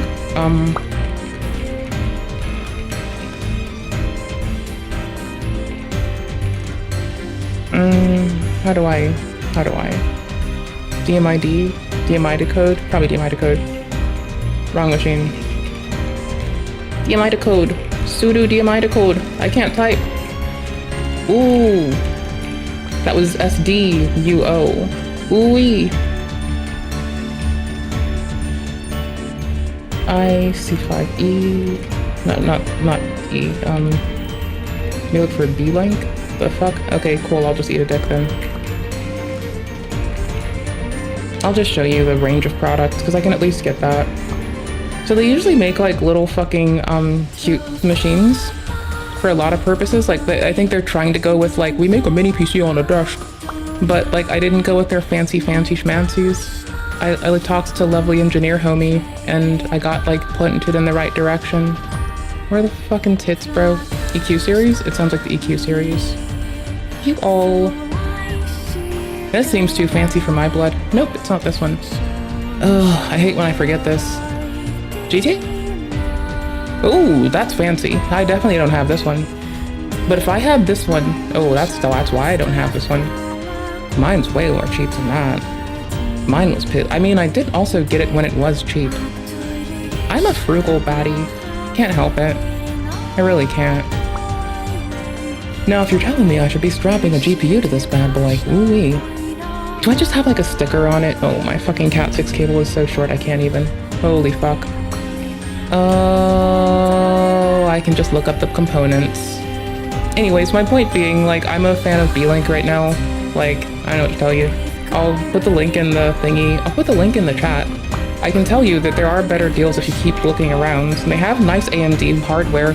I know mine has, what is it, 32, advertises 32, reports 29 gigs of RAM. Big fan of it, really big. See, like 69 bucks for like a machine you can put on a desk. Is it the best price? No, but it's like a thing. I mean, it's like, at least it's a thing, I don't know. Like, you could do, depending on what it's got, you can do like different amounts of processing. What the, oh my gosh. Nope, make this make sense. Nope. Make it make sense. Okay. Peak performance, enhanced transmission, stronger than more stable, and da-da-da. What is it? I know. Supports NV. Ooh, AMD RX 9000 and the 50 series of NVIDIA. Ooh, boy. Ooh, baby. Ooh, boy. Ooh-wee. That's fancy. Yeah, I'm not dealing with this. Anyways, they have this like on showcase. I don't fucking know how you feel about this. I would be, like, if I even considered this, if I were to like deploy another one of these, I highly doubt that I would, like, I feel like if I did this, this would be like the computer that does encoding for the stream or something. Could be headless, don't need to focus on it, you know? But I'd probably use this for like computational workloads and shit. Probably.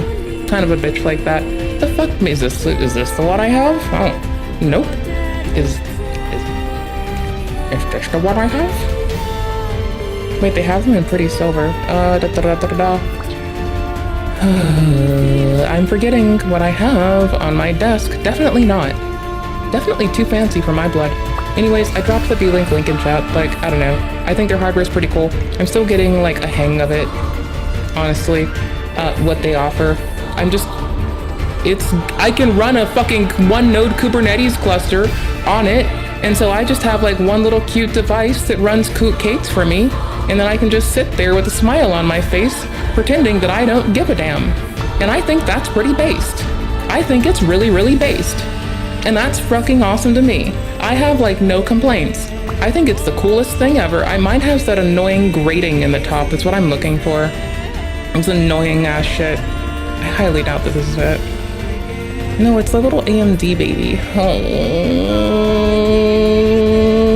wee boy, I can't find it. I might have found one that's no longer produced. I have no clue. Eat my asshole. Point being, like, okay, this is cool, this is fine, this is lovely. But if I were to do something like what I would consider hella fun, I would totally go look for like a tiny thing you can run that has a little bit more modularity. I can crack I don't want to have to desolder parts to include more RAM.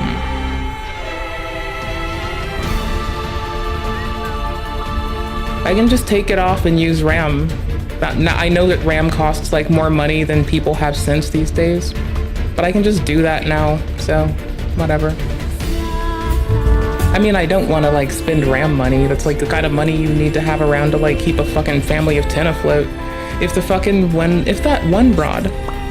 fucking yikesities, if the Dougherty Dozen had RAM money, I mean, they could buy RAM these days, or they could buy VRAM these days, or they could feed a family.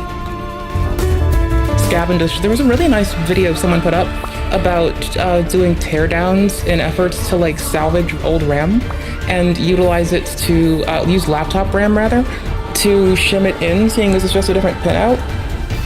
2 less pins, I think. I forgot. Nice shit. Love to see it. So I'll be right back. Hey, it's me. Right back. I'm coming from this side of the table, which is a little bit different. I got my pile of the compute blade boxes, pile of the compute module. Well, there go those boxes. And there they are. They're all put together now. And I realized when I was putting these together that 2 of them, these 2, are actually dev blades.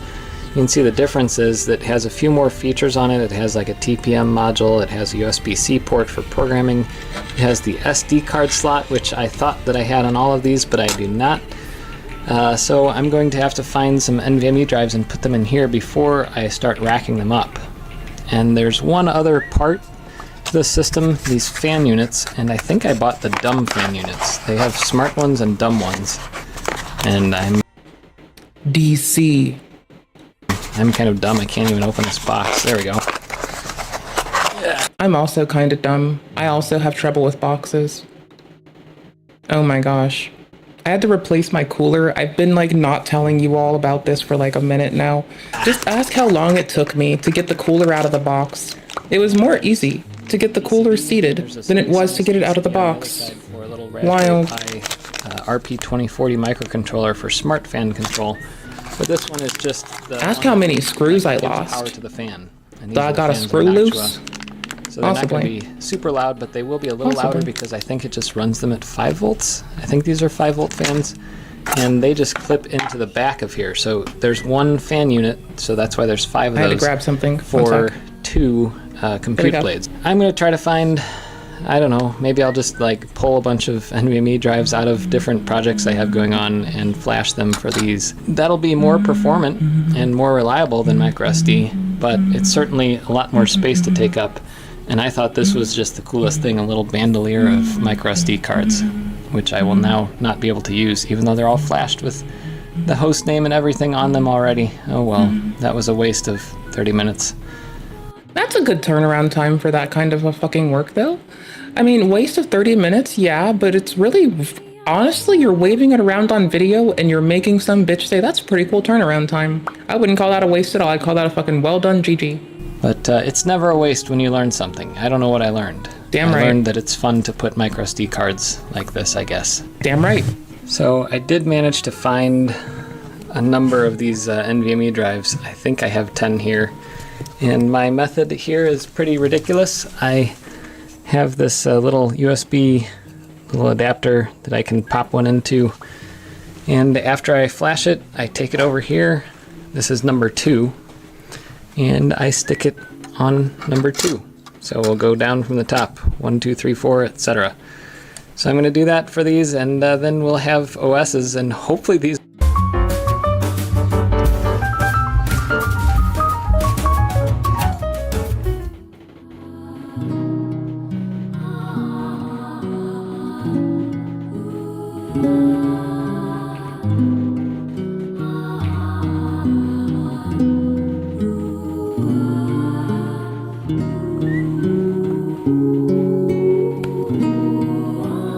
Streamer's an asshole. That's what I gotta tell you today. This might be why no one fucks with us. I might be an incorrigible asshole. Based. Wise.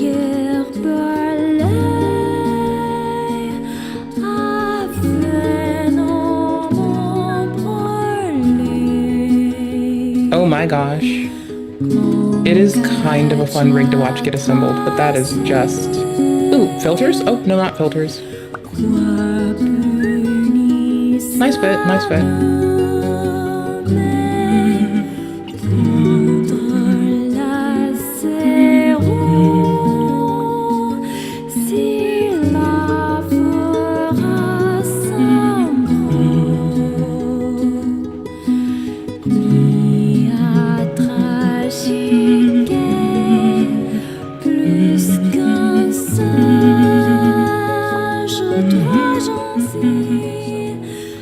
Going on. I have my 2 PoE switches here that I was going to be using. I was going to connect them together using one of these. This is a DAC, a direct attach cable, and then I was going to get the internet into here, or the network into here, and start clustering them and testing them. That's not going to happen before I have this other video project that I'm working on. So I'm going to have to shelve this, which is a little unfortunate. I'm not sure what the problem is, but by the time we finish this video, either none of these will be working, or I'll get them all working, or maybe some of them will be working. But that's one of the fun things that happens when you're dealing with many computers. When you have one problem, you tend to have more than one problem. So anyway, I hear my 3D printer going back there for the other project I'm working on, and we'll get back to this. I got to clean off my desk because there's a huge mess here. And I just don't have time to finish this cluster build before the other cluster that I'm testing it against. So can you guess what the problem was? The problem, well, I mean, the root cause analysis is probably that I was a little too stressed and overworked at trying to finish 2 cluster builds in one day and benchmark them against each other in one day, because clusters always turn into more work than you expect. But the actual problem here was that I didn't have the right network cable plugged in on my switch. GNU heard. Let's do that cluster computing. BBYZ. Which that went back to the main rack. And so I was not able to see the cluster from my main computer, even though the port on the switch was showing activity. That was just activity to like its own little local network. So, oops. Yeah. So anyway, let's get back to the cluster build now. So long story short, I decided to buy all new SSDs for this cluster instead of relying on a hodgepodge of all the SSDs I found laying around the studio. And that meant paying another $200 for these 256 gig Patriots. I wanted enough storage to hold a medium-sized AI model, but not so much I go bankrupt making this video. So again, I got... Well, can't have fucking Fire Tool? What the fuck's it called? Is it Fire Tool? I don't remember. Fire Call, right? What the fuck?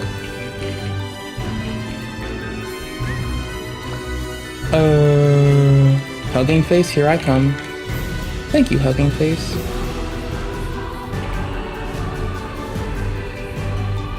The fuck? Why am I not? It's fire something. I know the word fire's in here. Am I? Bruh.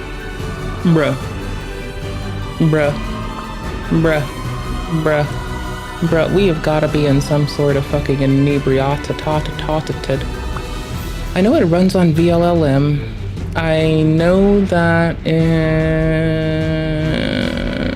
not Hermes based. What the fuck am I thinking about?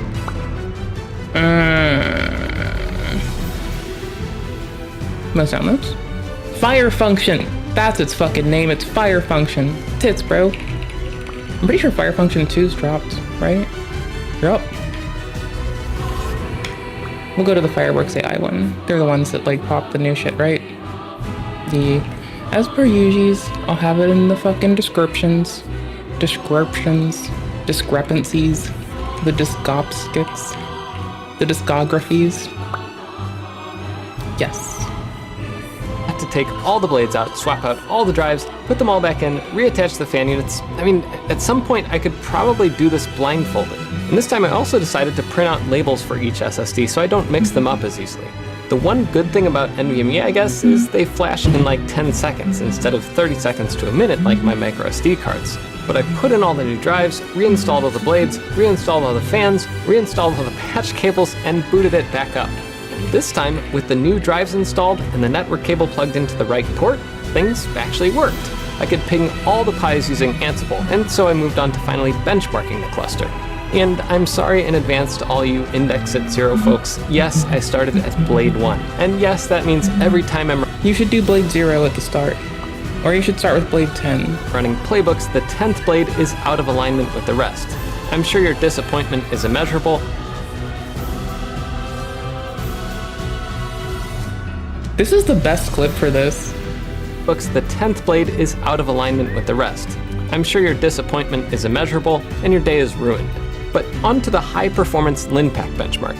This is my favorite cluster benchmark because it's the traditional benchmark they'd run on massive supercomputers to get on the top 500 supercomputer list. And after like an hour, this cluster scored a respectable 275 gigaflops. A single 8 gig CM5 gets about 32, so an 8.5 times speedup for the 16 gig model is pretty decent. But I did notice after spiking to around 140 watts of power, the cluster settled in around 105 watts during the run. And that made me wonder, was this thing throttling? Yes. There's not enough airflow without heatsinks to keep the CM5s cool. So another $70 later, I had these 10 heatsinks, and I got to pull out all the blades again. And the first time I put on the heatsinks without screws, thinking the thermal pads would just hold the heatsinks on, but after one fell off, I thought better of it. So I took them out again, popped the heatsinks off, put in screws, and screwed it all together. Isn't clustering fun? So finally, it was time for another run, this time with the thermals hopefully in check. And yes, it made a pretty significant difference. The cluster ran around 130 watts instead of 105, and the end result was about 325 gigaflops, which is a straight 10x performance improvement over a single 8 gig CM5. That's more in line with what I was hoping. And now we get to why I wanted to run all these benchmarks. I know the framework cluster I built last month is faster. I mean, there's no comparison running 60 oh no shit for AMD Zen 5 cores against 40 puny Pi 5 cores. But could this cluster be more efficient? Or could I get better performance per dollar? Well, yes and no. 4 framework desktops running the Ryzen AI Max Plus chip are almost 4 times faster than 10 CM5s. But the CM5 cluster is more efficient, even accounting for the 2 network switches versus the one I used with the frameworks. So assuming we could cram in a few more Pi clusters in a single rack, maybe we just scale up density and we can win in price? Well, no. The framework cluster gives us about 0.14 gigaflops per dollar, while the Pi cluster gives us 0.11. That's not too far off, but that's also accounting for my Kickstarter pricing for the compute blades and not counting shipping costs for either cluster, which can vary depending on the day of the week, especially if you live in the US. So all things considered, you know how I always say don't give me money? Put it into savings, put it into your retirement fund, make an emergency fund instead? Bro, that I just learned I can make a Kickstarter to do fucking server build-outs. Holy shit. I'm gonna have to think about this. Because if I have someone else make it for me, then we don't have to and it goes to a specific cause, and we don't promise people anything downstream, then I'm pretty sure the tax man is satisfied, and that's how people should have been doing this whole time. I'll of course check, but if I have someone set up a Kickstarter for me, And it just goes to something where there's no intended outcome for the person putting it in. Bro, I want to do server builds. Bro. What? Fixed my camera. Bro! I grabbed my microphone all happy like. I was like, I'm gonna fucking grab it and look at the people. I'm not gonna do this anytime soon. But I will keep it in the back of my mind. If I ever want to build something fun, I might just Kickstarter it. I'm a content creator who talks about a myriad of things. So whatever the fuck I'm interested in channel. Holy shit. It's not a clear win overall, but having Mama wants a new fucking power supply for her fucking Ubiquity gear. Holy shit. fewer beefier nodes can be an advantage depending on what software you're running. Okay, that would be pretty lame overall. So I think honestly, if I were to do something like that, it would probably be to actually build like, not clustered shit, but like a fun build out. Like a fun, efficacious build out. Maybe something like, you know, adding extra VRAM to a GPU. Next up, I was going to run some AI clustering benchmarks. With 10 For that. 16 gig CM5s, I have 160 gigabytes of unified memory, right? Well, sort of. No, because depending on what you're using to load, you'll have to load all of it into one of them. Like, no, this is a thing I found out with like VLLM. Even if you distribute everything across a lot of compute, it still has to load the whole model into like the pod, no matter how many pods you have.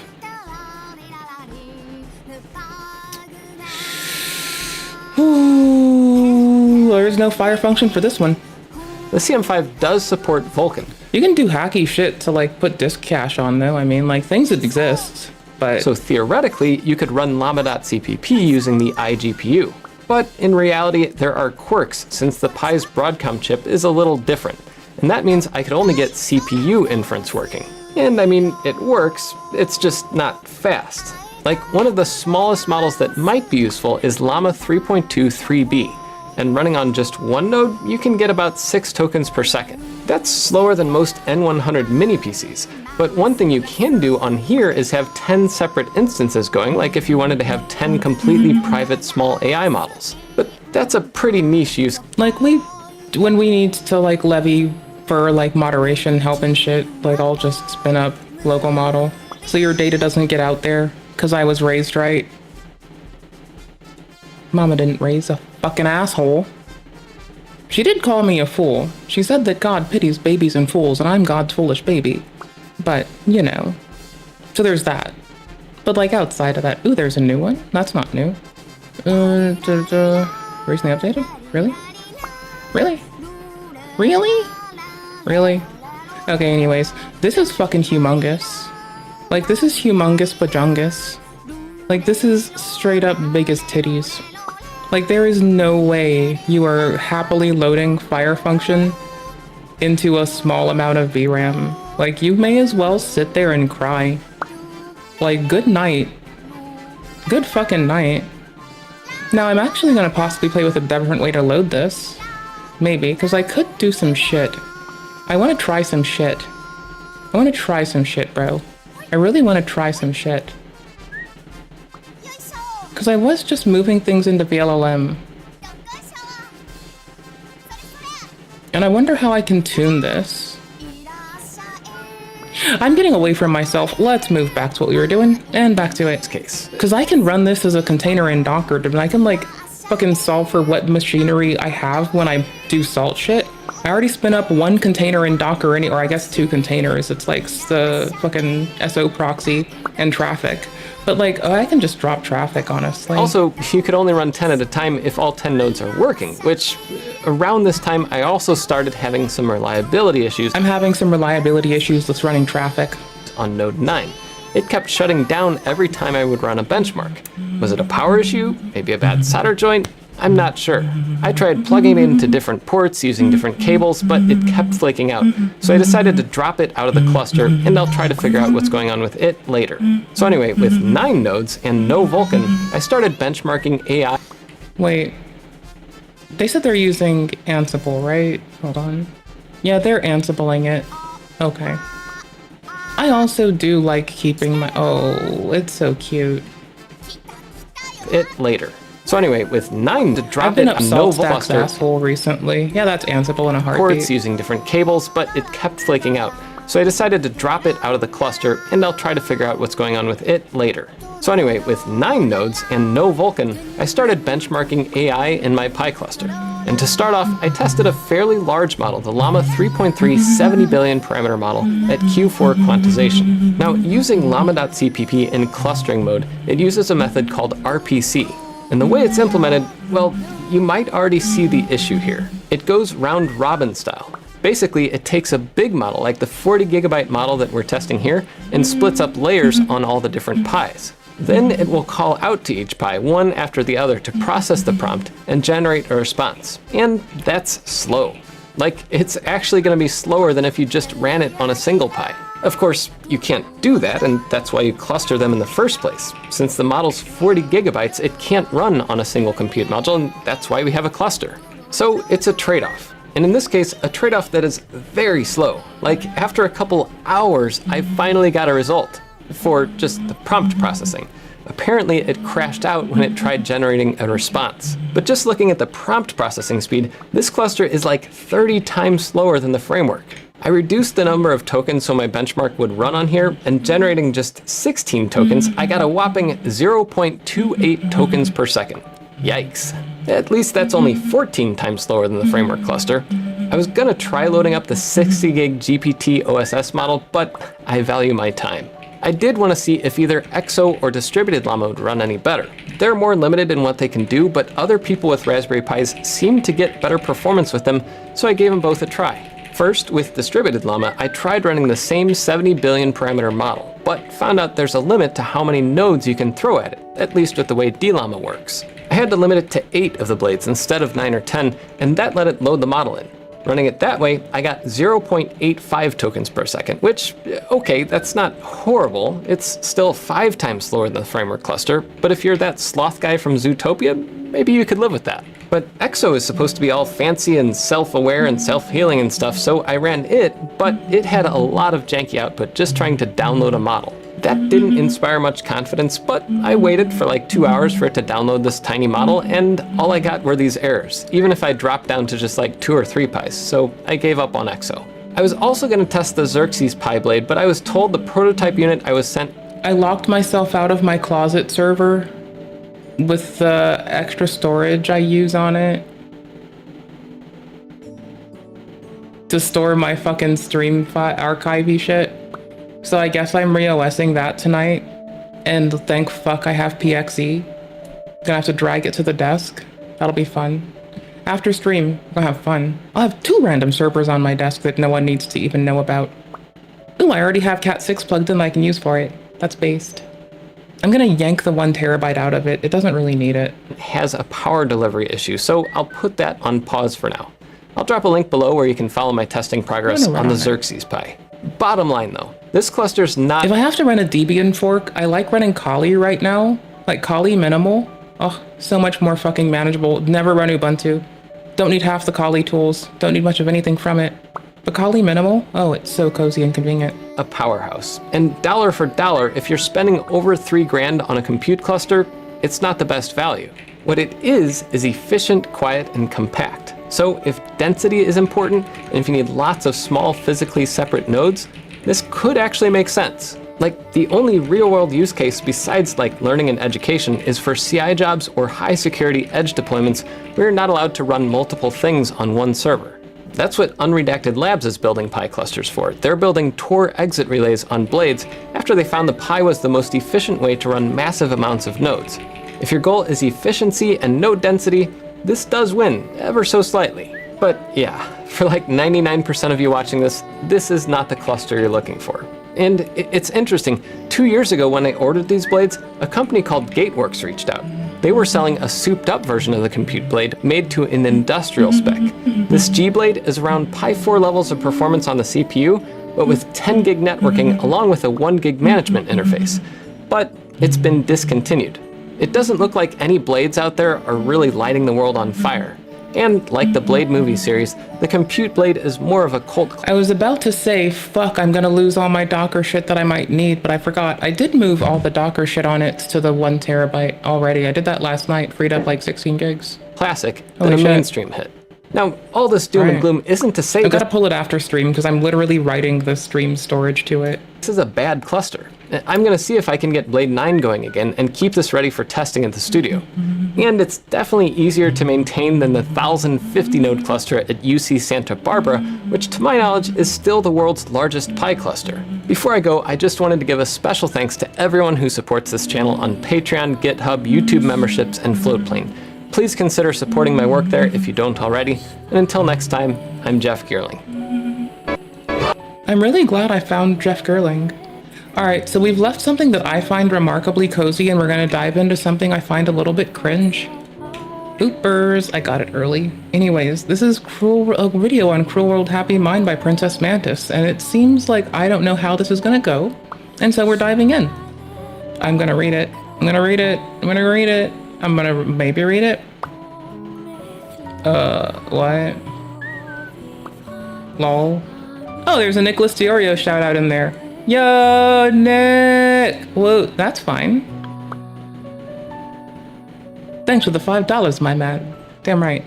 I bring my own music.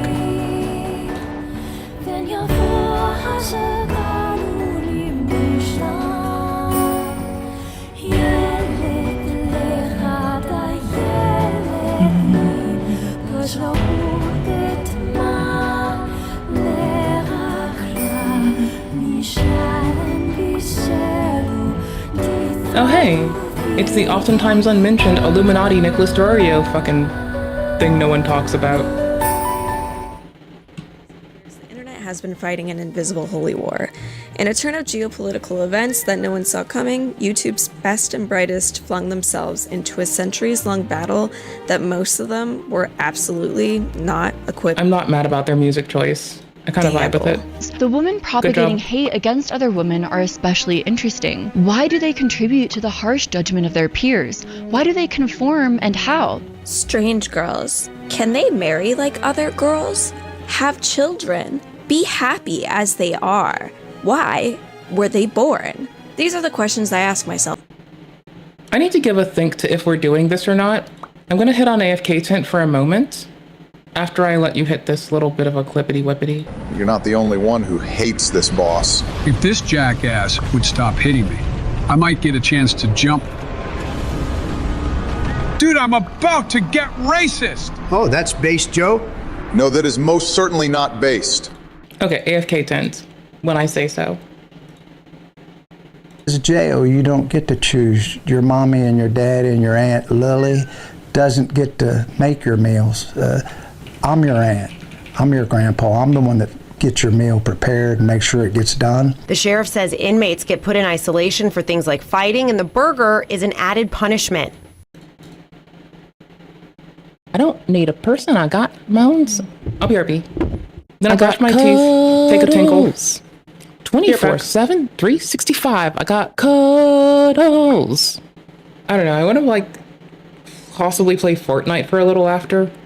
I don't know. We'll figure it out. I also am getting a little bit antsy about wanting to reOS this fucking machine in my closet. Like, I'm really fucking torn. There's like a billion things I want to do, and I can only do like but so many at a time because I've been told that humans can't do like multi-threading.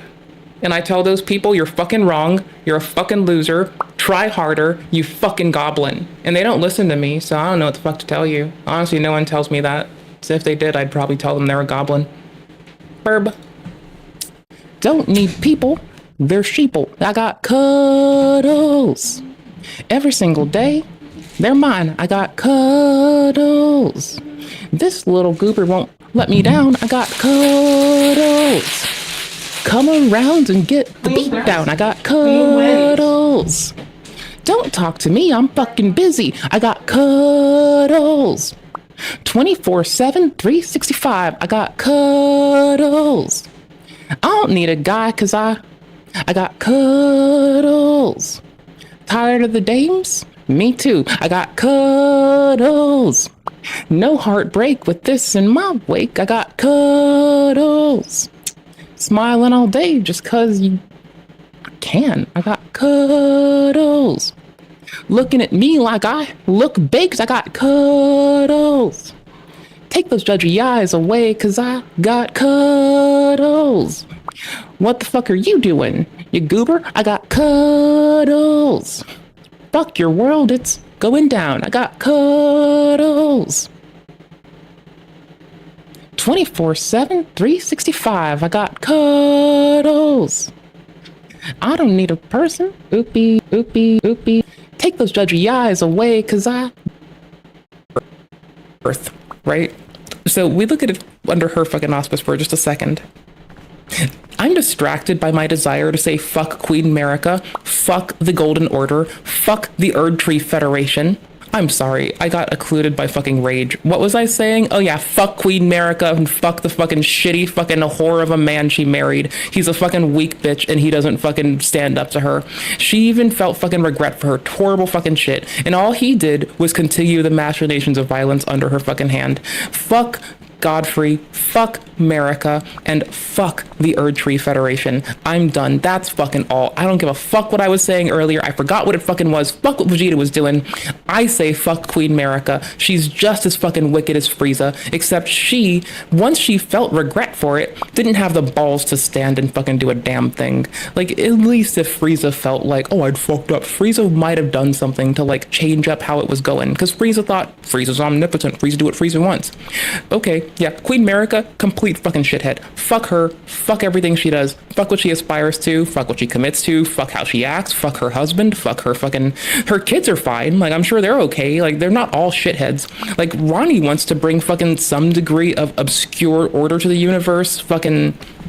Holy shit, fucking Radigan wanted to do, like, what he fucking could. Fucking Rykard, for as fucking twisted as his snake form was, like, the snake wasn't the problem. He actually wanted to do shit. However, the fucking whole Erd Tree faction decided snakes are evil. I can't trust them. They're serpents. Oh, fuck her. Fuck her crucible-hating ass, fuck her shitty fucking empire, fuck everything she fucking built, fuck the shit-ass man she fucking married, fuck the whore-ass fucking man she married, fuck the fucking way she cheated on fucking Queen Renala. By the way, don't let me fucking started, fucking Queen America cheated on Renala after making fucking babies, but I don't think she did, because if demigods can only be the product of a single god, then, guess what? You know what's gonna be wild? She didn't actually have a baby with Renala. She had a baby on her own, and she told Renala it was her baby, but it wasn't Renala's baby. America had a fucking asexually reproduced, photosynthesized goddamn sea anemone baby, and I'm not mad at them for their existence. I think fuck Queen America also. So anyway, whatever the fuck Vegeta's saying, fuck him, fuck Queen America, fuck the Golden Order, fuck whatever the fuck Godfrey's getting behind. And also, yeah, fuck anyone that's not saying fuck Queen America. Fuck anyone that's not saying fuck Queen America. Indeed, bitch from the past. I thought on it. I went chaos. I just saw it. Fuck me. I know. Where's my chaos? Give me chaos. Nope, where's chaos? In 2025, it's more socially acceptable than ever to have dyed hair, bold makeup, and loads of body modifications. You can open literally any social media app and be met with tons. I mean, I guess I could pause it and wait for us to be ready. I guess I could. Do you want to see what you missed? There you go. In 2025, it's more socially acceptable than ever to have dyed hair, bold makeup, and loads of body modifications. You can open literally any social media app and be met with tons of different body modifications and customizations. And personally, I think it's great. I myself am somebody with dyed hair, bold makeup, loads of tattoos all over my legs, my arms, my waist, as well as a bunch of piercings, including my most recent ones on my lip. I am all for self-expression. It is the crux of a lot of things that I believe in. However, I'm not one to get body modifications to myself, but I do like staring at body mods. It's like fun to look at.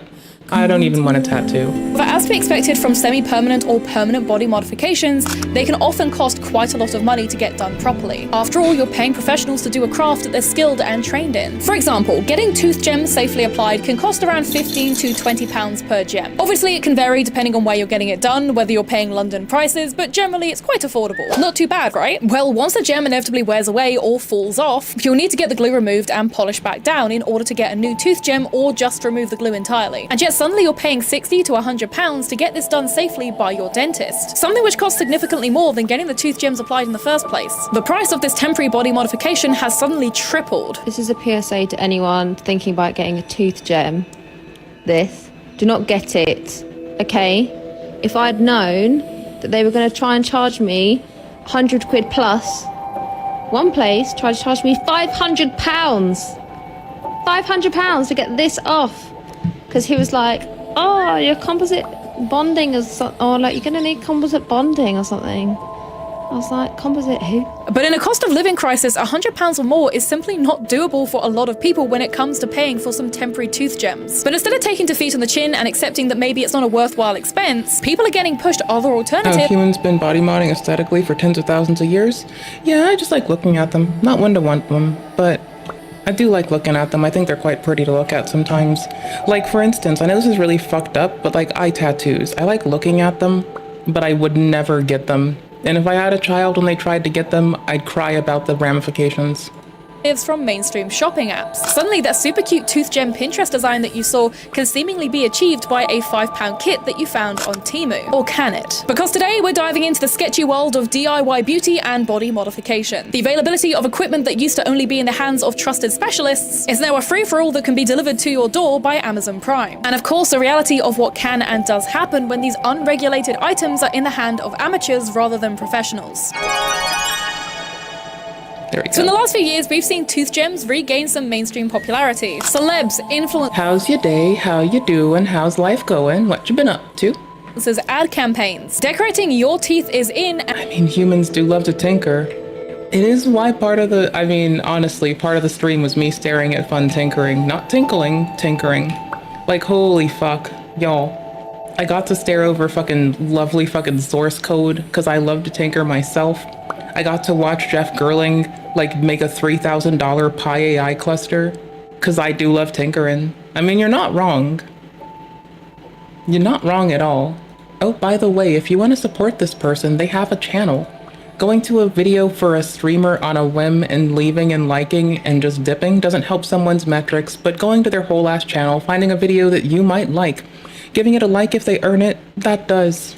And in a big way. However, tooth gems aren't actually a new thing. In fact, they've been traced all the way back to the Mayan Empire. The wealthy would drill small holes into their teeth and fill them full of gems and precious metals such as jade and gold. However, unlike the Mayans, our tooth gems don't require dental drilling. But instead, all that's needed nowadays to bling out your mouth is some dental glue and some oral safe gems. Now, when applied by somebody who is trained in what they're doing, this can usually cost around £15 per gem, depending on the size and style. You may also need to travel in order to find a trustworthy tooth gem tech, as at least here in the UK, it's still a pretty niche beauty procedure. And to be honest, as somebody who isn't trained or versed in really any of this, it can be quite intimidating trying to find someone who is trustworthy to handle your teeth. There can be a lot of cowboys in the wild west of tooth gem traders. I mean, getting certified to do this as a job and offer it as a service to the public is as easy as spending 50 quid and spending a couple of hours on one of the many available online courses. This course by The Online Beauty Courses is one of nearly 100 services that they offer, and they offer a lot, everything from makeup to tattoo removal. And again, these are all online courses that don't seemingly require any in-person training or on-the-job knowledge. Also, I'm going to say this real quickly, but whenever you see these pop-ups in the corner of websites like this,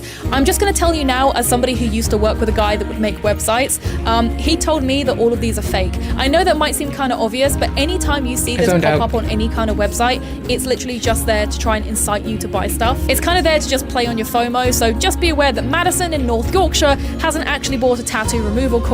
It's just saying that to try and get you to trust the website. And maybe it's just me, but getting certified in some of these courses kind of feels like the same energy that you get by becoming an ordained minister on the internet. Sure, you can legally conduct your friend's wedding, but you're probably not cut out to do it as a profession. Now, these courses do recommend that you have pre-existing studies in this area, but it isn't a requirement in order to buy or take part in this course and become accredited. And now, although I don't have any experience in this field, and I'm not here to slag off any particular website offering these services because there are a lot of them doing it, but I simply feel like online courses more often than not are not a good replacement for in-person learning, especially when you're handling the anatomy of others, something of which can vary from person to person. Some of us may have sensitive gums and some of us may have really sensitive enamel. But to be honest, this is just an issue with a lot of beauty procedures. And again, although you're not training to become a dentist, you are handling people's dental work. Many unregulated practitioners offer services like veneers, Botox, and fillers to the public, many of whom leave their customers with short or long-term issues off the back of the procedure. And for a lot of beauty procedures, you surprisingly don't need to have any form of medical degree to do it. So if you can't find someone trustworthy locally to offer you tooth gems, who do you go to and what do you do if you want them? Well, this is where the call of the void comes in the shape of websites like Shein and Temu. Now, we've all encountered these shopping apps or brands as pop-ups when we're browsing the internet or when we're looking through social media, sometimes using your search history in order to tailor what you're looking for to you. Suddenly, the alternative is crystal clear. You can buy glue and gems from Temu and just do it at home. I mean, after all, Shein and Temu charge a fraction of the cost that you'd have to pay when going to someone who's trained, with a small set of gems setting you back around £1.50, or even a full set including the glue from the brand Laloon setting you back by £3.50. Seems like the perfect solution, right? Instead of risking your oral health with a stranger, you can ensure the job is done properly by doing it yourself. Well, no. You see, anything— Yeah, no. Like, if someone has to go to school long enough for their education to have a quinceañera to do something, I'm not doing it myself. Like, that applies to folks that do therapy. They go to school for so long, their fucking degree could have a birthday. It could have many fucking birthdays.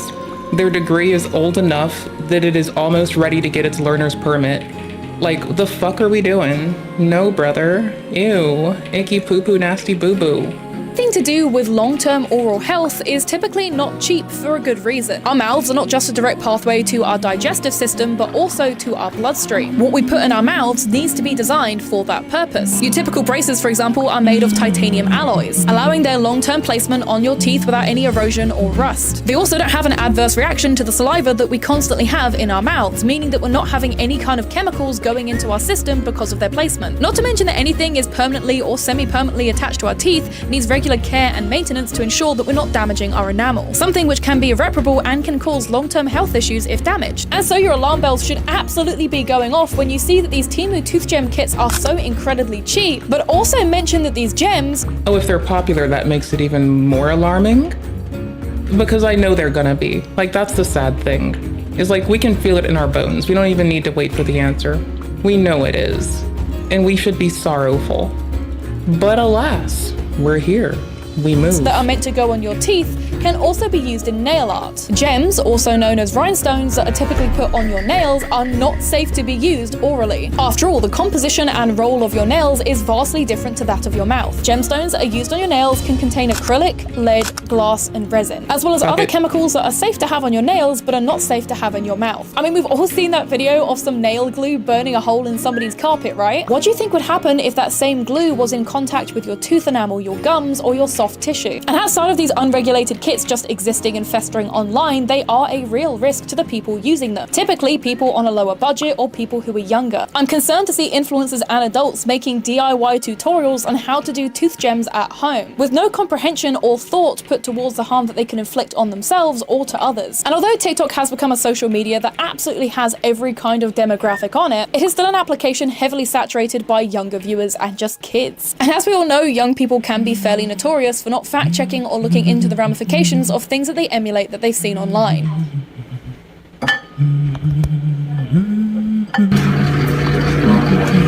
I used to put fucking CD-ROMs in the fucking microwave when I was a little itty bitty thing. Don't do that, by the way. You do risk problems.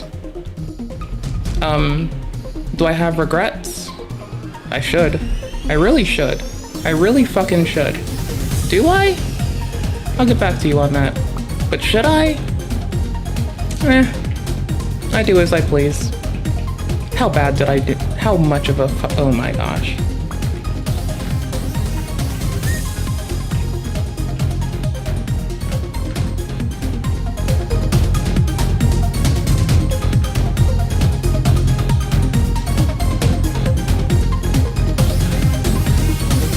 What the fuck?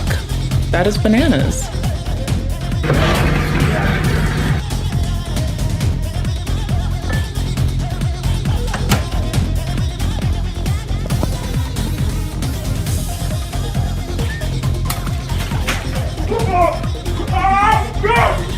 That's why me and many other alternative baddies have made our hair look like stretchy wet noodle spaghetti when we've over bleached our hair 3 times in one day in order to try and go from a dark black to a pastel pink. One creator that I could find who's made videos like this is Sydney, a beauty and lifestyle TikToker with over 1.3 million followers. And she regularly gets hundreds and thousands of views per video. And so needless to say, she has a pretty active and engaged audience there to support her. And so in 2023, she made a video trying out a tooth gem kit that she bought from Wish. I'm just gonna pretend we're on FaceTime and we're gonna put some tooth jewels on.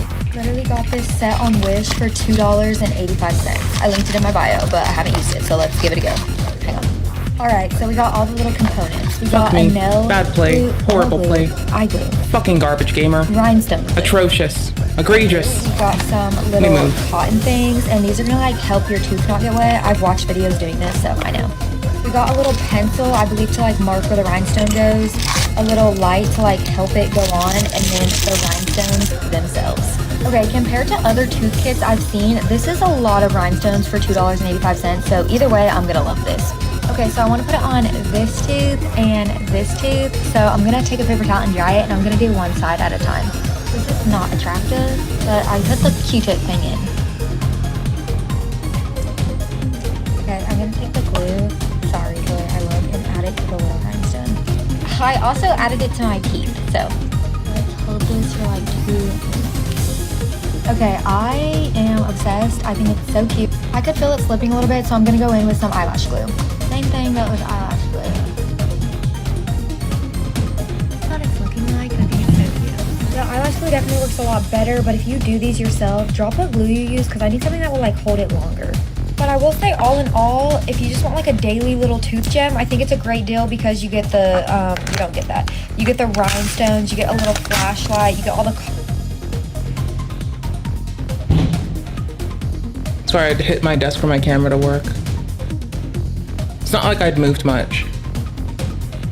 They're talking about doing one of the most dangerous things they can to their fucking body. That is fucking wild. That is fucking bananas. That is fucking mental. Cotton tips, you just need to like invest in a different... Oh, I missed my now, early I'm not drop. sure if this video was sponsored or part of affiliate marketing. The hashtags had Wish influencer in it, and it mentioned a link in the bio, but it wasn't marked as a paid partnership, so I'm not entirely sure what's going on there. I don't know if it was an undisclosed advert. I'm not sure if it was just affiliate marketing, but take it with a grain of salt. Now, I did check to see if the link for this tooth gem kit was still available, but because it's obviously a couple years later, it wasn't still in her bio. But originally there was something there for people to go and buy this kit, assumably through a personalized link. We're not And getting I won't down lie, first. it's a bit concerning seeing an influencer of this size and reach promoting a kit that they didn't have any real knowledge of or experience with. How many people watched this video or took suggestions from the comment section and went on to permanently damage their teeth or hurt their mouth? Dental checks are once a year, and unless you're consistently doing this, you may not realize how much damage that tooth gem kit caused until your next checkup. And again, because we're in a cost of living crisis, many people aren't going for yearly checkups. Now, you can find tooth gem kits online that claim they are oral and dental safe, using proper dental bond rather than the mystery glue that Shein and Temu offer. And realistically, I'm not going to tell you that you can't try these. It's up to you and your own discretion if this is something that you want to give a go. But again, I do recommend going to your actual dentist in order to remove the glue from these tooth gems once they fall off. If you wouldn't use hair dyes, food coloring, don't use nail glue or cheap nail glue kits. Don't give them on your ideas. teeth. No, people will fucking do it if you say it. Do not tell them they can or can't use hair tie as fucking food. No, because now they're gonna fucking do it. And we know they're gonna fucking do it. And I don't know who the fuck they are, but someone's gonna find it in them to go stick fucking food coloring in their fucking hair now. Also, I'm pretty sure I know people that have used Kool-Aid for fucking hair dye before. So there is that. Also, It's just common sense. And now, ladies and jelly beans, it's time to talk piercings. Now, I'm going to confess a few sins to you here today because 5 out of 9 of my piercings were done with piercing guns and cartridges. Even worse, I actually got my cartilage and lobes redone at Claire's in 2023. Now, in my defense, my friend was getting a job at Claire's, of which she has since left, and she needed to practice on somebody in order to get her training done. And because I am kind of a mad lad, and I was also really broke, and I'm never going to turn down a free piercing, I said I would be the guinea pig for this training. Now, luckily for me, she actually did a... oh my gosh, I got killed by the Kim Kardashian skin. Bro, I should get offline on that note. Fuck, bro. That's fucking horrible. That is fucking weak shit, bro. Holy fuck. Pretty damn good job of Worst piercing my gamer cartilage, ever. as well as my earlobes. I didn't have any problems with healing or infections, and even the cartilage healed really, really well. But this very easily could have not been the case. Because when it comes to piercings, I feel like people still see them as a semi-permanent or temporary body modification. Something that if it gets botched or if you don't like it, you can wait for it to heal. My grandmother told me that if I didn't keep putting earrings in constantly, that my ears would like go closed or something, and that has never happened, not fucking once. Like, my ears never needed me to like do it. Bro, I will put an earring in when I feel like it, which is not that fucking common, I swear. So like, honestly, fuck it. I am done with old wives' tales. They lie, they tell you lies. I mean, that is kind of the point.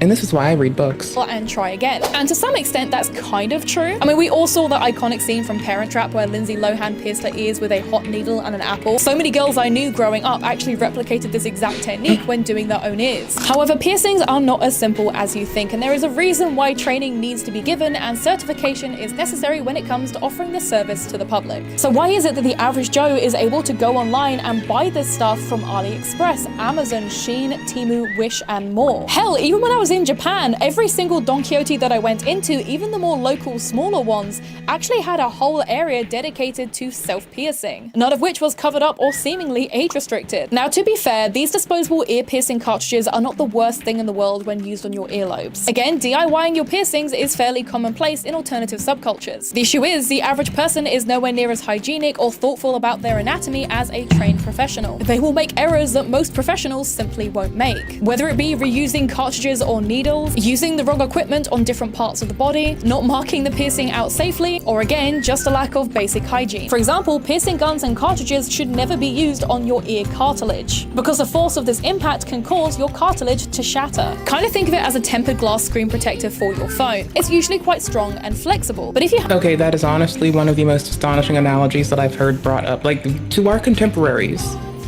That is a beautiful analogy. And I can see this for what it is. This is well and aptly picked. Your earlobes is a tempered glass screen protector for your fucking ears. Yeah, you can do a lot with it. But do the wrong thing and say goodbye. Hold on, I need to like do this one thing. I'm pretty sure, oh, we're good. I can just turn it up enough to hear the bullets. have a direct point of impact, this can cause that tempered glass screen protector to shatter and spiderweb. So not only is the point of impact damaged, but also the rest of the screen protector. And that can be exactly what happens to your ear cartilage. Spiderweb effects that at bare minimum will hurt a lot and take a good long while to recover, and at worst could permanently disfigure and damage the structure of your ear. Doing your own facial piercing at home may not seem difficult, but correctly lining it up and actually knowing the layout of your facial anatomy requires skill and focus. Something which is a lot less likely to happen when your focus is on filming yourself. There was seemingly even a micro trend of people using this audio on TikTok in order to film themselves dramatically piercing their face and ears, all using exposed needles with no safety precautions or hygiene in place. And through a brief skim of this audio, which has over 100,000 videos under it, I quickly found 5 videos of people doing these dramatic ear piercings and facial piercings in their bedroom. Now again, I'm not here to shame anybody who has done a successful DIY piercing or wants to get a piercing. I'm also not here to shame you if you can't currently afford one but you really want to get one. But I do think it's important to understand your body, especially when it— I will shame you if you really want one but can't afford it, but you choose that you're gonna get it anyway. No, I'll shame you for that. With love and respect, feel the shame. It's coming. I want you to feel the shame, okay? It's real. Why shame? Why not just accept? Easy, my loves. Easy. Why shame? It's like asking a fucking bird why fucking fly. Because it's the right thing to do. Because you matter. Because you only have one body. Okay, cool. I will continue to shame people. If you can't afford the piercing, don't get the piercing. Do it right or don't do it at all. Sorry, bud. Half-assing has no place in this house. Sorry. Wait till you can save up $15 to go to Target to get your ears pierced. Back in my day. That's the most back in my day price reference you'll probably get from me for the rest of my fucking breath. But it is a really fucking back in my day price thing. It is a fucking egregious one. Back in my day, piercings from Target were quite affordable, you know. Back in my day, you could afford a piercing from Target. Target, my fucking stepdad called it Target. Holy fuck. I can't help it, it's stuck in my head. Back in my day, you could go to Target and get a piercing in your ear, then leave. With still enough money in your pocket to get some Magic the Gathering cards and hang out with the boys drinking Faygo. When it comes to your face, which is full of important muscles, glands, veins, and soft tissue. When you choose to do piercings at home, you're gambling with keloids, infections, or even just a piercing that you're not happy with, which— Like, my mom had a professional piercing and she still got a keloid from it. Like, the point being, like, even when you get them done professionally, there's still a risk. So doing it yourself is just more risky. And you'll possibly have to go pay more to go deal with the fallout. And the keloid thing, it never leaves. It is adhered to your body for the rest of your days. That doesn't go away. Have a overactive immune system? Welcome to it. Little warning from me, be very cautious with where you get piercings. I haven't had a hiccup with one, but I know how it goes.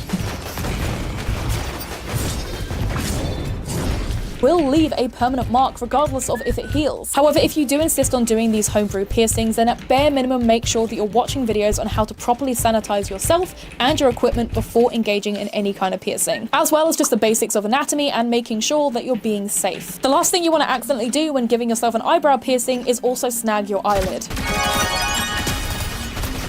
And of course, out of all the body modifications that we have discussed, tattoos are the most permanent. The process of having very fast-moving needles bury ink into your skin should inform you that this is a process that requires good hygiene and good skill. There are good reasons why it can take many, many years for people to get tattoo apprenticeships, let alone be in a position where you're legally allowed to mark somebody's skin for life. But unfortunately, like the aforementioned tooth gems and piercing cartridges, it's become way too easy for the average schmo like you or me to jump online and with only 30 quid to our name, purchase a full tattoo machine and equipment from Temu. Now again, outside of the fact that tattoos are a permanent procedure that do require training, skill, and safety, we also need to address how unsafe, unregulated ink and machines from places like Temu can be. Temu is a little bit like Wish and AliExpress. It's not quite Alibaba, but it is a marketplace, most of its listings being from many unlicensed and unregulated vendors. And these sellers, due to both their location and the app itself, typically don't have to go through the same rigorous checks that licensed businesses do here. After all, each country has its own health and safety standards, and as such, what may be safe to sell on Temu may not actually be safe to use here in the UK or the US. And this can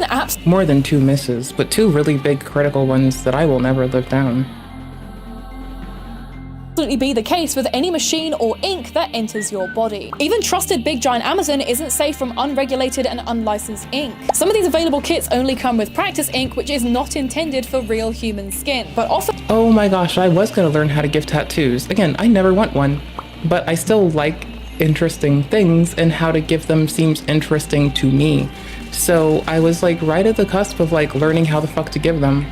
And like my friend was busy. Like she was raising her kids. No hate, no shame, no shade, just love. Often this isn't advertised on the listing or in the description, meaning that unsuspecting hopefuls that are picking up this kit online for cheap may be putting practice ink into their friend's skin. Other online kits may contain low grade or simply counterfeiting, leading many of the official tattoo ink brands to have statements on their websites regarding these bootlegs and the harm that they could cause. Sadly, this isn't an isolated problem and is more likely to happen when those untrained or uneducated in tattoos have access to equipment that simply they're not equipped to use. I mean, this Temu tattoo ink is literally just called tattooing.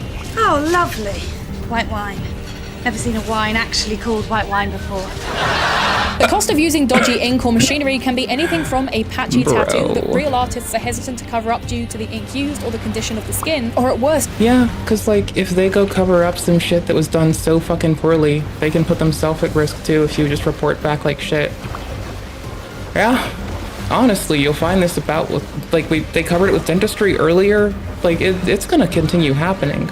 Like, TLDRs, my dudes, if you can't afford the body mod, honestly, go watch Caleb Hammer videos. Howdy. You may encounter long-term health effects, blistering, welts, infections, scars, and uneven skin, all of which can also affect your ability to get tattoos in future. But if you don't want to take my uneducated word for it as somebody who only has tattoos but doesn't give tattoos, then don't worry, because my tattoo artist Poison Enemy, who did these fantastic leg pieces on me recently, is here to tell you herself what the risks of these machines and these inks— I swear to fuck I remember hearing Poison Enemy's name from somewhere before.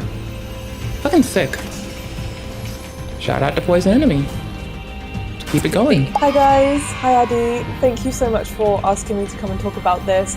It has come at a really good time because this whole tattooing people at home situation has gone crazy recently, and it probably is because of how easily accessible the equipment is on Temu and on all these different sites. I have seen, as a tattooist, such an increase in bad tattoos, people wanting cover-ups, people with just tattoos that are just not that good of a quality, and it is probably down to people getting tattooed at home and using equipment like this. So I'm just gonna get into talking a little bit why these products are not very good and why you shouldn't really be using them. To skip to the obvious, these products are bad. We have no idea the quality control that these products are going through. The equipment that I use in my studio, it is really expensive, so to see it this cheap is really concerning. It's expensive for a reason because it goes through a lot of quality controls and it all arrives sterile. The whole shipping process is to make sure that everything we order is sealed and sterile, and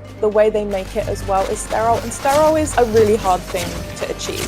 You've got dirty, you've got clean, and then you've got sterile. Sterilization is what happens in hospitals with hospital equipment, right? So if anything, a foreign object is going into your body, you want it to be sterile so that it doesn't cause infections and give you my problems. mic boom is in front of my so fucking that's game, why, unless so it's I been kind in of one of suck. them really big sterilization machines, which I highly doubt for how cheap this stuff is, it has been properly sterilized and put through these machines, and it is confirmed, sealed, and sterile. If you don't know that and you're buying it, you're just gonna have to go ahead and assume that it is not, in fact, sterile at all. Obviously, as a tattoo artist, sterilization is my biggest concern, because the biggest concern of people tattooing at home is infections and risk of cross-contamination. I am assuming if people are tattooing at home, they don't know a lot about this anyway, so these kits would be okay to practice, but there's so many steps before you need to practice to tattoo with ink and setting up and things like that. I'd actually suggest, without going into it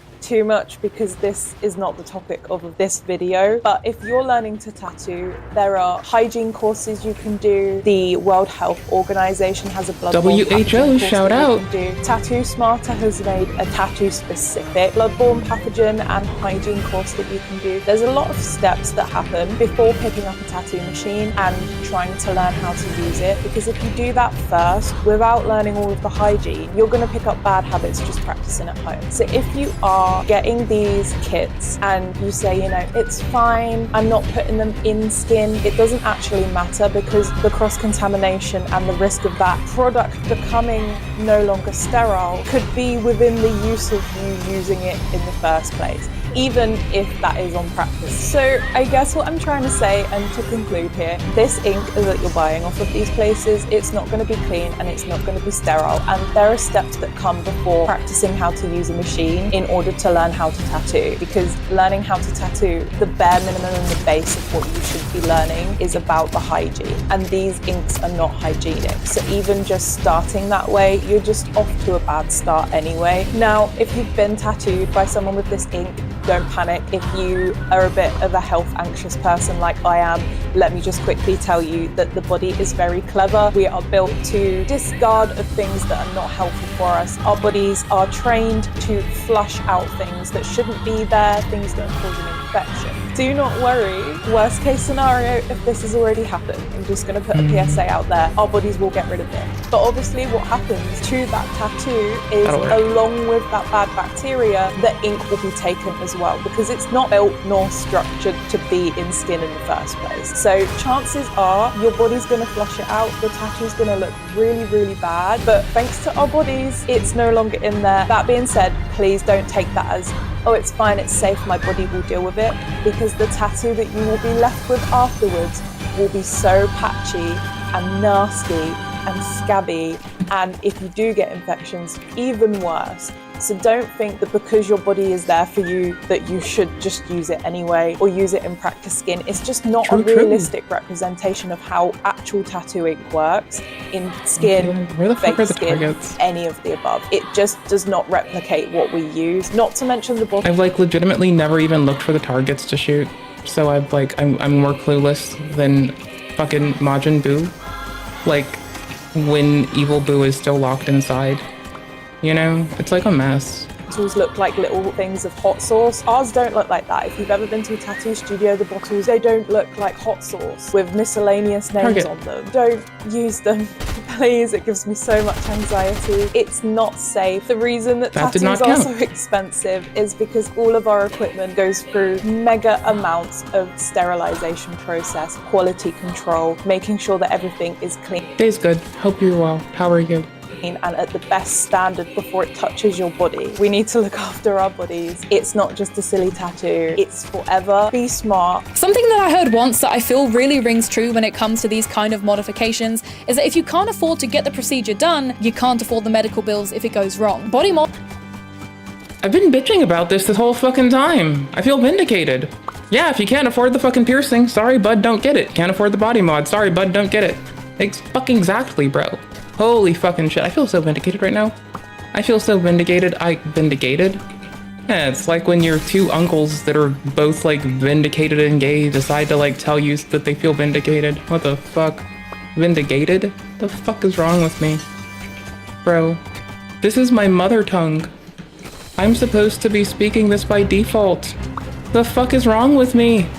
Mods, whether they're semi-permanent or permanent, can have a direct impact on your body's health. These are commitments that you make to yourself and your health when it comes to getting them done by a professional and also making sure you're doing the proper aftercare. Yes, it's rooted in punk and alternative subcultures to DIY your piercings and tattoos and body modifications. But to be honest, in a time where people are struggling to afford necessary antibiotics and are saving some of the spares for a rainy day, it just seems more cost-effective in the long run to just go to a professional. Because if something does go wrong, because things always can, regardless of them being a professional, you do have somebody that you can turn to for aftercare, and at worst you have a studio or person that you can hold culpable. If you do it yourself and something goes horrifically wrong, you're going to be paying out of pocket for a mistake that you made. So although I do understand the need and desire to DIY things, and I'm sure there's many people who have had successful piercings or tattoos that they've homebrewed, I think it's just a lot safer to go to a trusted professional and get it done properly. Because at the end of the day, you're going to have to live with this body for the rest of your life, so you got to look after it. But let me know down below, have you homed... I want a cyborg body.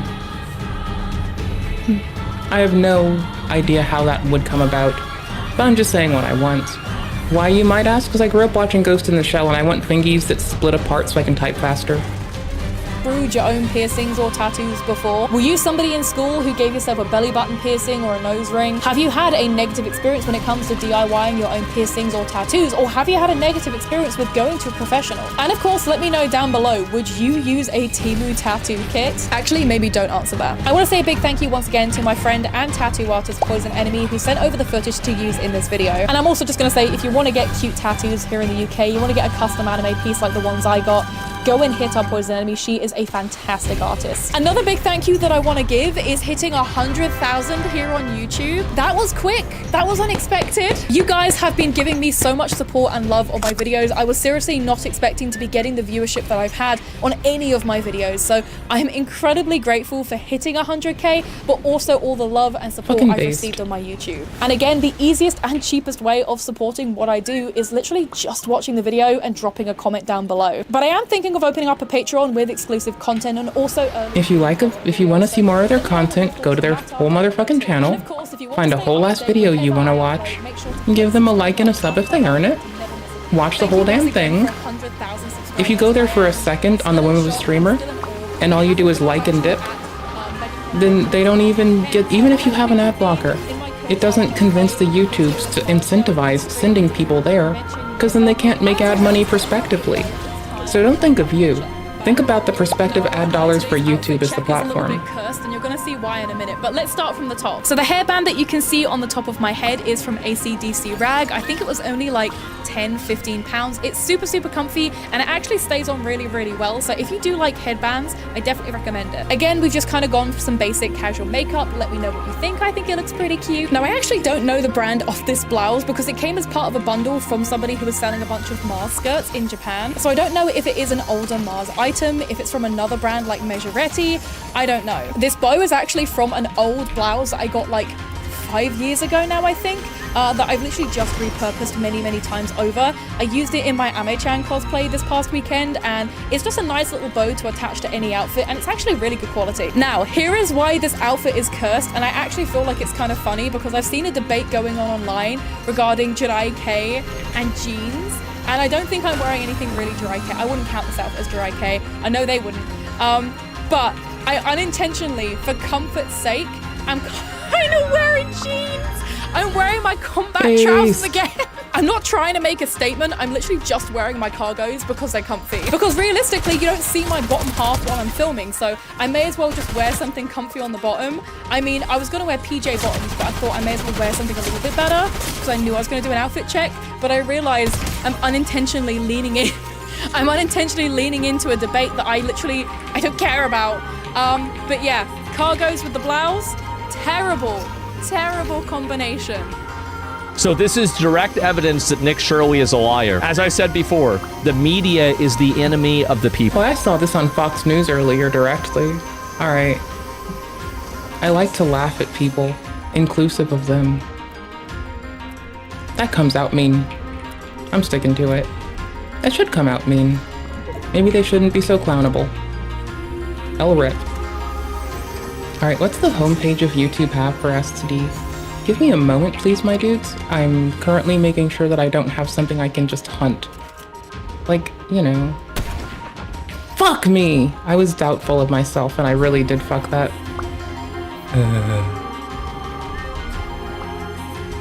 Oh no, that's bad. Yeah, no, that's just shit. I'm being shit. I'm a shit gamer. It's okay. I'll go retire from gaming. I'll go live to the old folks' home. I'll tell them I'm home. It's fine. I'll stop being a gamer today. There's no need to gate me, nor gatekeep me. I gaslight gatekeep girl boss myself. Fine, thank you very much.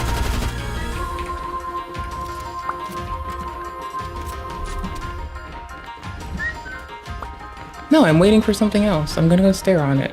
I'll die soon. It's okay. I'm like a garbage person. So give me but a moment, my dears. I will perish. I will rest in piss.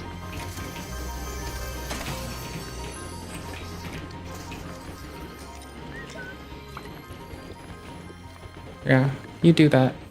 You walk on down here. I dare you. Or don't. Fine, fuck it. You keep wiggling. I bet you're wiggling. I bet you're doing wiggle tech. Oh, you're not doing wiggle tech. Okay, cute.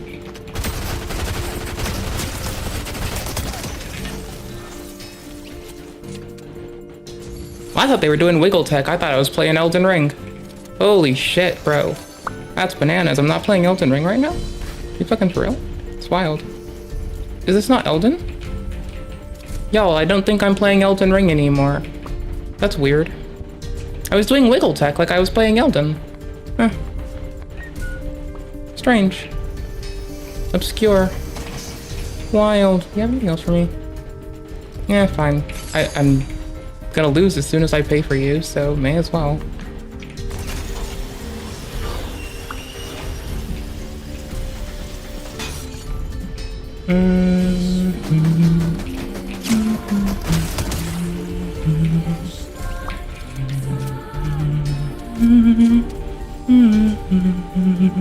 Willy Mac, hero to the people, dropped a video on Candice Owens and her lying fucking snake ass.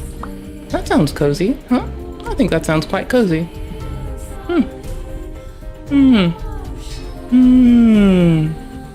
What?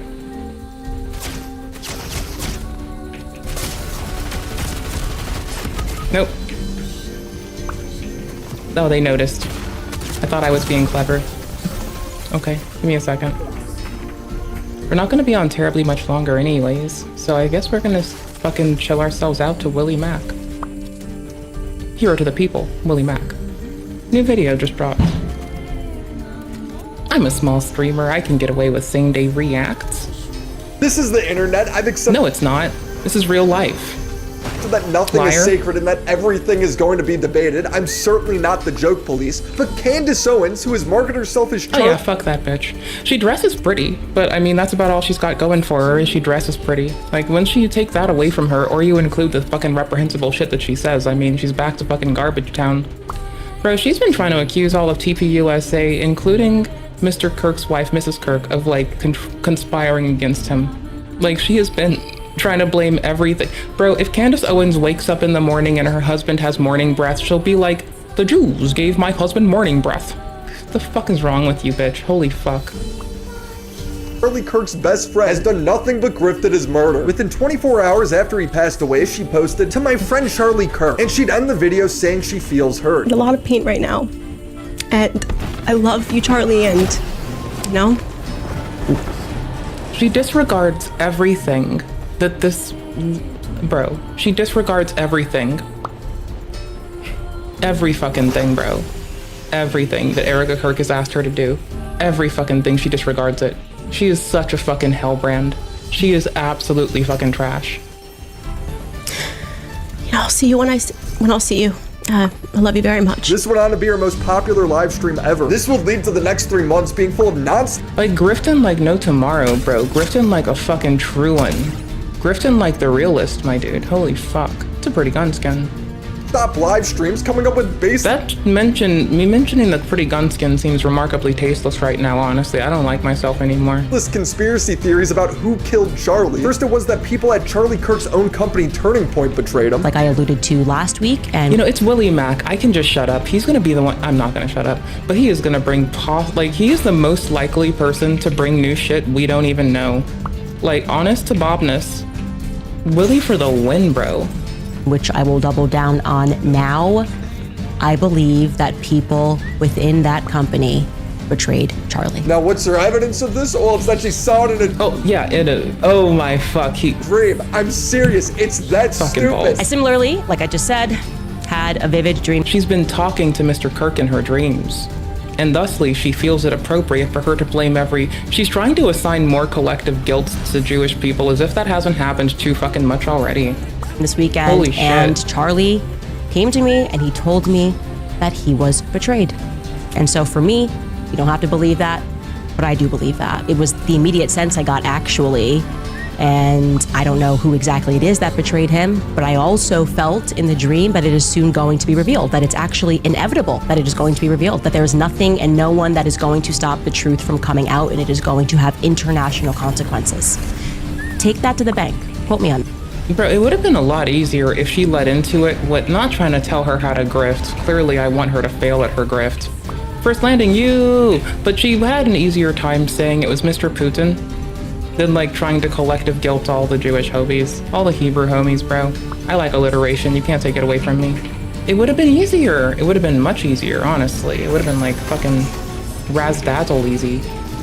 But yet, she failed. Even at grifting better. Tits, bro. I should not be the one teaching you how to grift. If you're a grifter, please don't need me to tell you what the fuck to do, man. That's just pathetic. Do better. Not that she needs me to. I like seeing her fail. Yeah, we're still waiting on that. This is all based... And she did make more money grifting than I'll probably make in my lifetime, so... Based off of her womanly intuition. Women tend to have a stronger intuition about people, I would say. Then suddenly everyone is involved. The US federal government is covering it up. If you were going to bring me to the argument that this truly was a miracle, it probably would not be in the midst of a circumstance where the feds are lying, right? That is like, not now, right? Israel is involved because Ben Shapiro said Candice should be condemned. Ben only cares about Israel's interests, so Israel is involved. Then it's France. I can tell you the feds are not doing that, because I was the one who said I had the information about the French Foreign Legion being on the ground the day that Charlie was assassinated, and the feds have not reached out to me. It's because you're crazy. Yeah, the feds don't reach out for a lot of shit, bro. They go and investigate. You'll blow it. Like, you'll talk about it, bro. You're a fucking content creator. You'll talk too fucking much. You're yappy. You don't shut the fuck up. No shit, they probably don't fucking want to talk to your bitch ass. Like, what the fuck are you trying to do? Ruin every investigation they aspire to for the rest of forever? Yeah, probably, honestly. That's her fucking jam.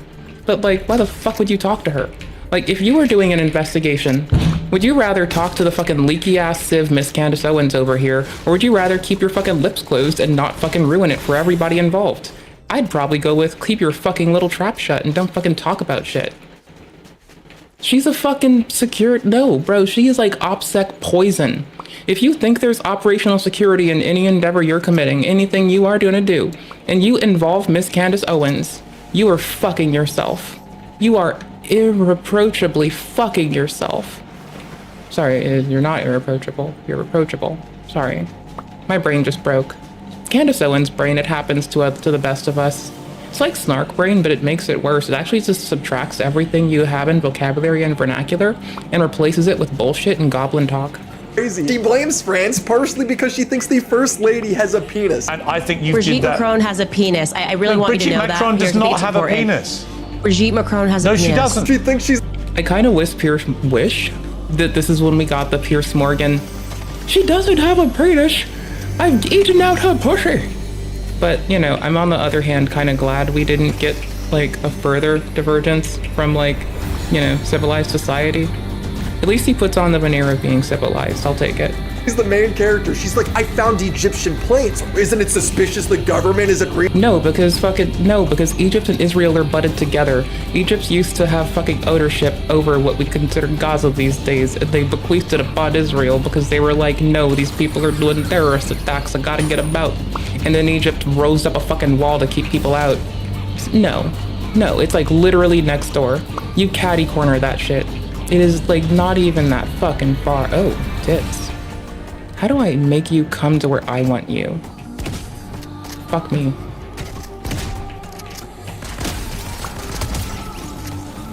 We'll take him. We'll take him.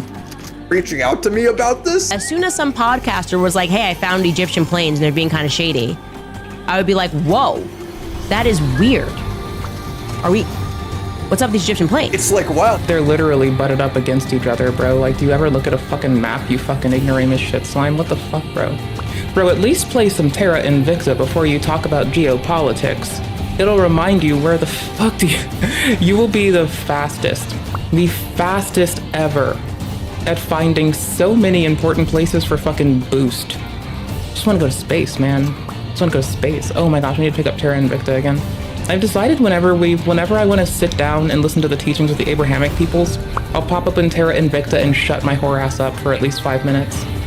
It's the most easy to shut up in game, and the most easy to be reverent while people are talking about shit that matters to them.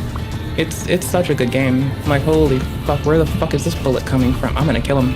Gas station, I'm gonna kill him. Oh, everybody killed Charlie besides Tyler Robinson. Like, even if you are somebody who's on the side of those who do believe that Tyler Robinson pulled the trigger one way or another, would you ever describe what happened as quote-unquote very clear? Yes. I'm guessing your answer to that would be no. Because you've eaten all the glue. She has zero evidence of there being a second shooter, but she believes that over the official story. How? I don't know. Maybe she dreamt that up too. Remember, Candice claims to be Charlie's closest friend. They're basically siblings. Our relationship was real. We were brother and sister. You know, we were fortified.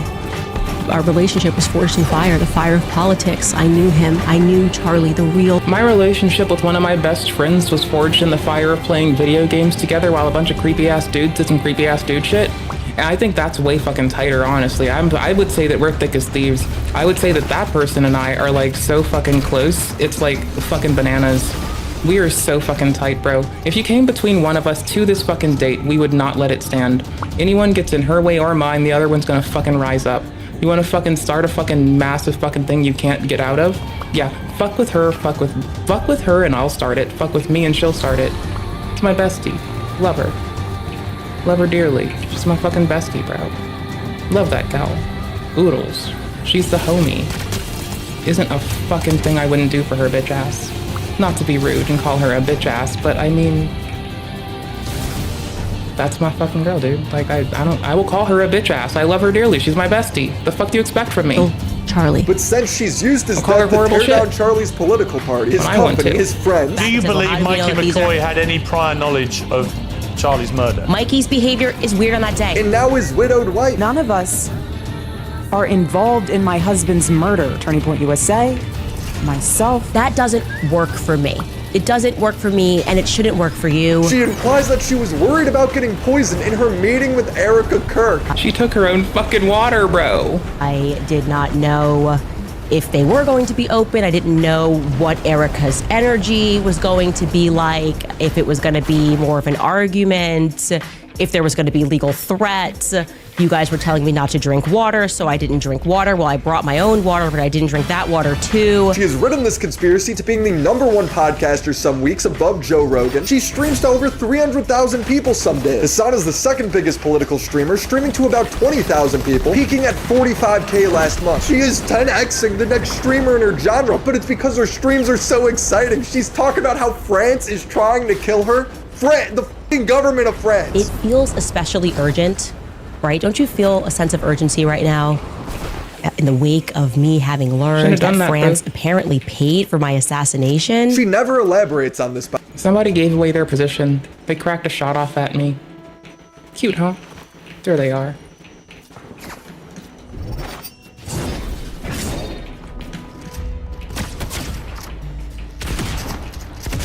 Noopies. Nope. Hits. By the way. Also, why are you smiling? Aren't you about to be murdered? Candice's security is my top priority. That's why she needs to protect herself from data brokers and hackers by using Aura. Here's a redacted report of all the information that's likely out there on you right now on data brokers. I mean, birthdays, addresses, okay, again, so with the data removal places, if you really don't know what the fuck you're doing, I think I can make the fucking concession that maybe, just maybe, it's not the fucking worst option for you. If you have any fucking idea what the fuck you're doing, proactive measures. If you're raising a kid right now, teach them not to sign up for fucking like sweepstakes and bullshit. Like honestly, they'll harvest you out of everything. It's fucking gnarly. Just don't fucking do it. It's not that fucking hard. Just don't put your shit out there. Minimize it, shape it.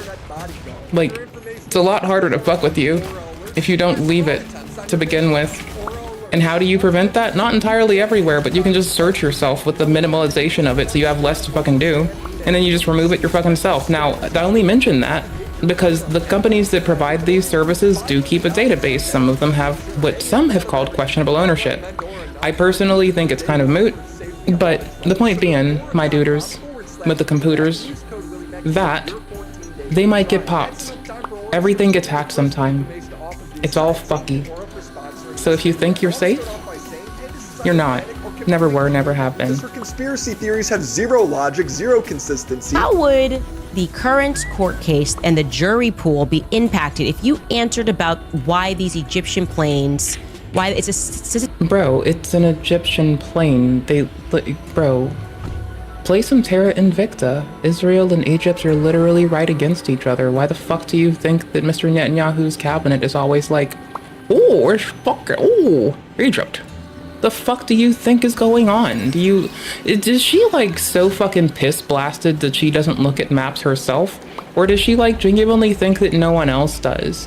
Like, this is my little quandary, It's like, does she think everyone else is just dumb as piss? Or is she like, you know, waking up in the morning licking piss? This woman is fucking cursed. And this is coming from a fellow cursed woman. Like, bro, you don't want your other cursed woman to tell you that you're a fucking problem. But I will. Statistical anomaly I heard someone. For these Egyptian planes to be surrounding Turning Point USA, faith events, you and Charlie this many times.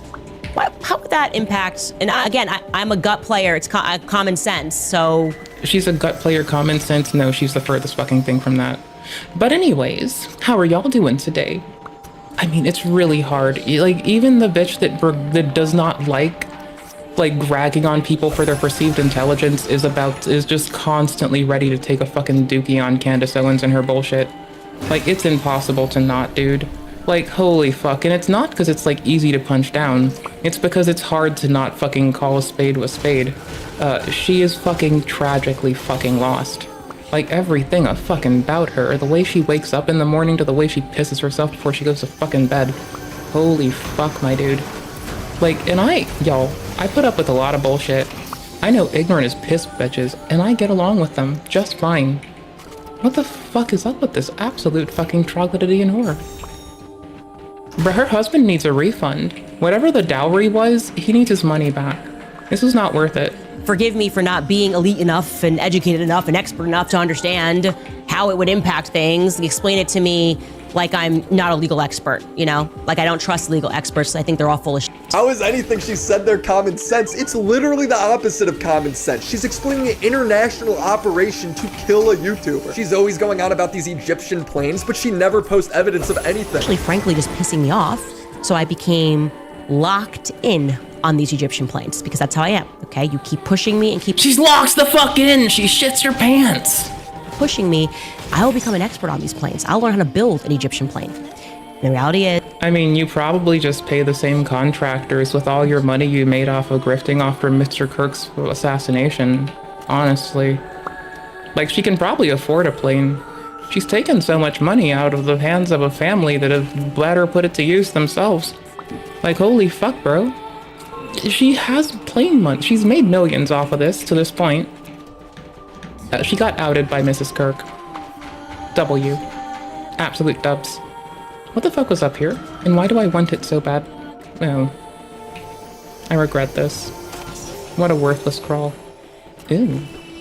Mine.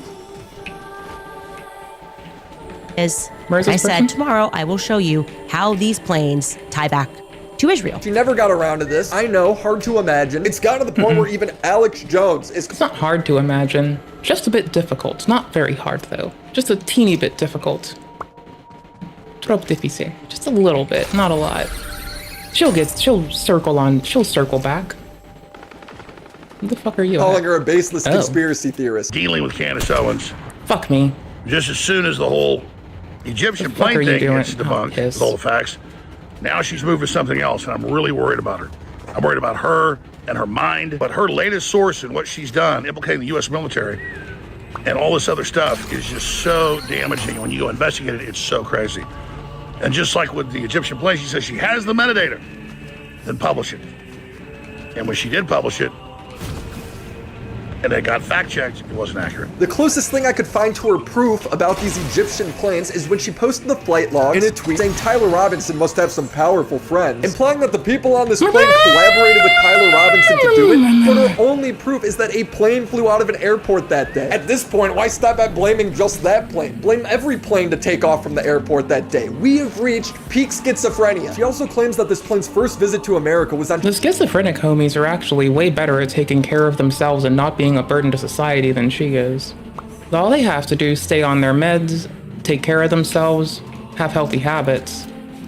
She is something horrifying.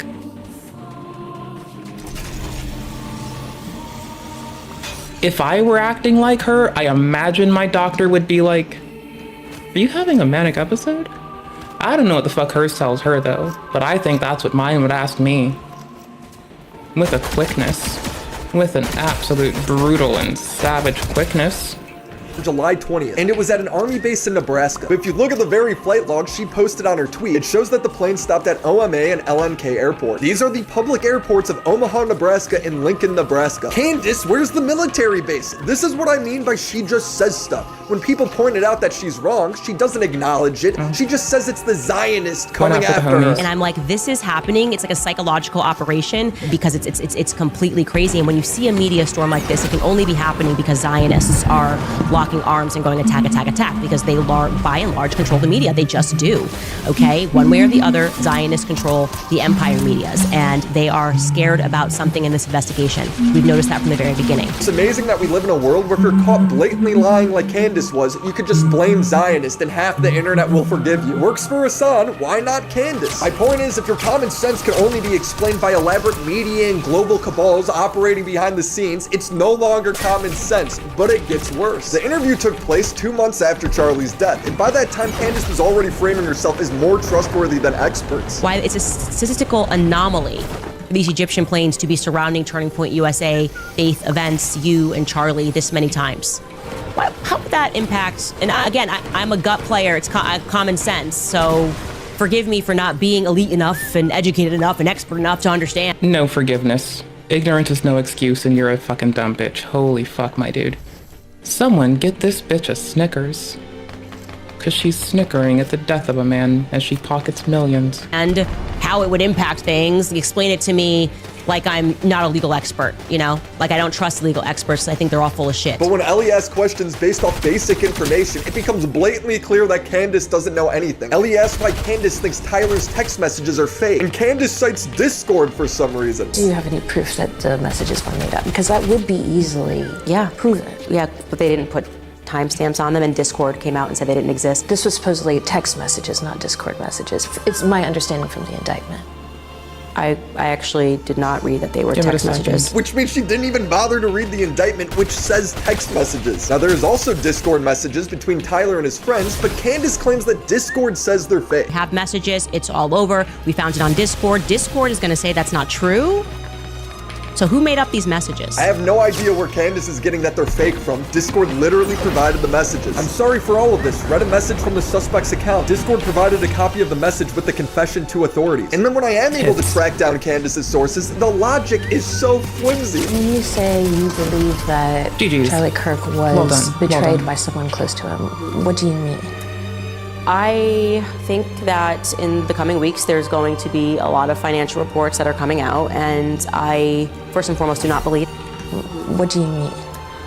I think that betrayed by someone close to him. What do you mean?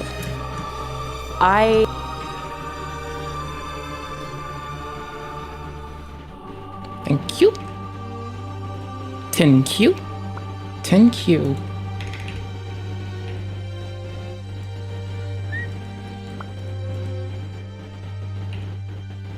Can I like post it without it like, there we go.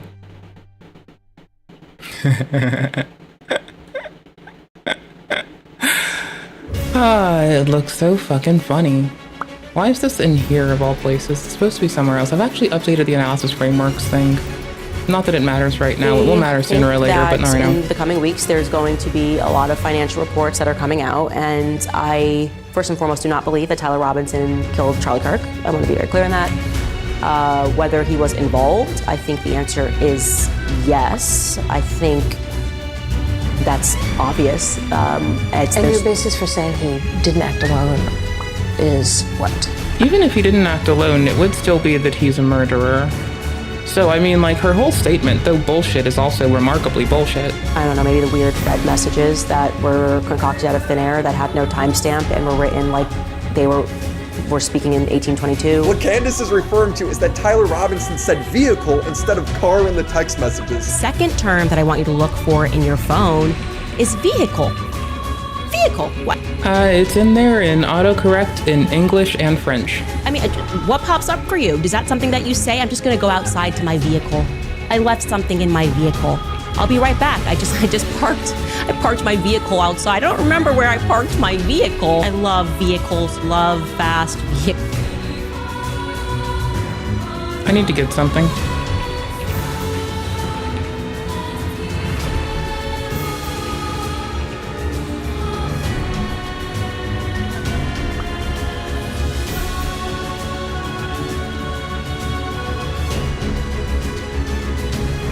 It's like super urgent. Just give me a minute. It's worth it, okay? It's so wild.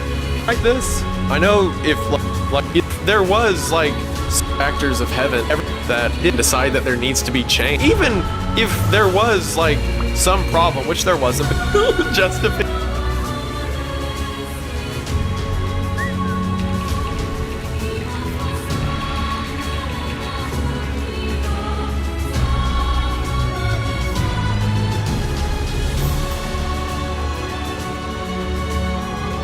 Need this. Motive for that. He didn't look at the socio-economic factors of heaven and decide that there needs to be change. He felt envy and he convinced others to follow that envy.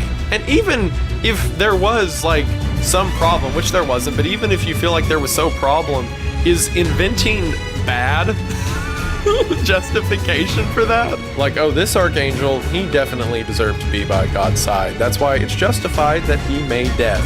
Like, I'm sorry, did the snake write this? I know if, like, you're not familiar with the story, that's a weird tangent to go on. Have a second grade reading level. 16 analysis of this story is like, wow, it's so wild that a Protestant leader from the 1600s of this story is like, wow, it's so wild that a Protestant leader from the 1600s made Satan the good guy. Which, yeah, if you have a second grade reading level, I can only imagine the person who feels that way. And if that's anyone watching, I only apologize a little bit. You're still getting roasted. I can only imagine the person reading the story and they're just I'm a big vehicle person, said nobody ever. A Protestant leader from this level. It's made Satan the good guy. Which, yeah, if you have a second grade reading level, I feel like that's the biggest Candice call out ever, and it's not even to her. The text messages that were released. It indirectly is, though. Yesterday in the indictment of found out that a lot of people in the Tyler States Robinson. have a second. Found out a lot of people in the States may have a second grade reading level, to be fair. That's kind of horrifying. Make perfect sense if you don't think about them at all. Like literally, if you suspend all reason, all rationality, then they can make perfect sense. That's the only way. You just have to stop thinking. This is it. This is her proof that the text messages are fake and that the feds are involved in covering up Charlie's murder. But what's funny is Candice says the word vehicle all of the time. President gets shot in a moving vehicle in Dallas. I almost made him pull over the vehicle. Hollywood is the vehicle. Yeah, he just gets out of his vehicle. Who owned a white vehicle that was parked in the neighborhood, which was nearby where the shooter had walked? Nick lives nearby. And everyone locally had looked at this vehicle and said that it was remarkably suspicious, and Phil... Ooh, almost 60 degrees tomorrow? That is so fucking dope. Good on it. Yo, enjoy. Had come back to him and said, I can help you to just figure out more about this vehicle that was parked. She can't be this stupid, dude. The proof of her being malicious comes from her showing footage from 2022 of Tyler Robinson talking to the police after a car accident. During the discussion with the officer that showed up, Tyler certainly refers to it as his car, not his vehicle, because that's how most Americans... Sometimes I say domicile, sometimes I say house, sometimes I say restroom, sometimes I say bathroom. I call the bathroom the restroom sometimes. I mean, I kind of swap it out. I wouldn't call the restroom the bathroom, but sometimes I'll call the bathroom the restroom, you know? Because I don't always take a bath in there. And what if it's one with a standing shower but no bath? Then is it really a bathroom or a washroom? Right? So, I mean, I'll just call it the restroom sometimes because I go in there to like take a little rest. Americans, how most English speakers refer to a car. And Mom's on her way. Oh, I mean, it is so good to open your, by the way, yeah, open those fucking windows. First day of the fucking frost lifting, crack the fucking windows open, let the fresh air take root. Oh, that sounds so good. I'll be doing the same as soon as I can, bro. That sounds amazing. Oh, I love it. My favorite time of year. Let the fucking nerd stank out. Yeah, she's gotta be a minute. She's gotta shuttle over from where she's at to her car and then drive over. Gotcha. His mother was gonna shuttle over from her car. Yeah, she's gonna. He's like, the way you type versus the way you speak is remarkably... It's made Satan the good guy. Which, yeah, if you have a second grade reading level. Interesting. No, it's not. I looked up the exact same video that Candice showed, and if you watch the whole thing, Tyler says the word vehicle just a couple of minutes later. As I get into the intersection, there was a vehicle in the lane. Wow, it's as if people have vocabularies and use different words sometimes. Candice showed this exact same video and then purposely cut it off for her audience right before her point was about to be debunked. This isn't an accident. She's being malicious. It's not a coincidence that all of her sources are unnamed and anonymous and that no other outlet is receiving anything. It gives her the freedom to just make stuff up. Feds are like on a computer, like typing it out back and forth. That's exactly what it is. The feds made up the text messages. But you don't have anyone from like the FBI telling you that, or law enforcement? Leaks. Okay.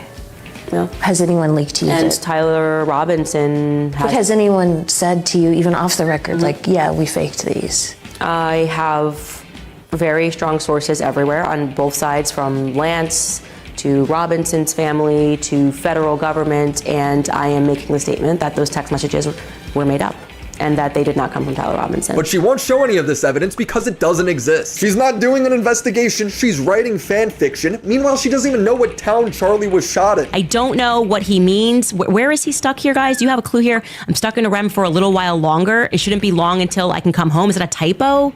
I should have asked you guys. Okay, that's the town. Okay. How do you not know the town? This is the #1 political streamer right now. She's worse than Hassan. Hassan at least cites where he gets his fake news from. Candice, meanwhile, will just start claiming that the real shooter popped out of a hole in the ground. This episode has 3.5 million views, and in it, Candice claims the federal government forgot something important. I'm just implying that there's an entire underground there. And I remember when I looked at the footage, I felt like it was coming up. I don't know anything about ballistics. I'm not an expert. I know lots of gun nerds. Love my gun nerd friends. They're sweet. But if there was a hatch door nearby, then we can assume, as we should always assume with colleges, obviously stadiums, there's always an underground path. So I'm wondering if the federal government has explored the possibility that somebody could have been under Charlie and done that while everyone's looking around.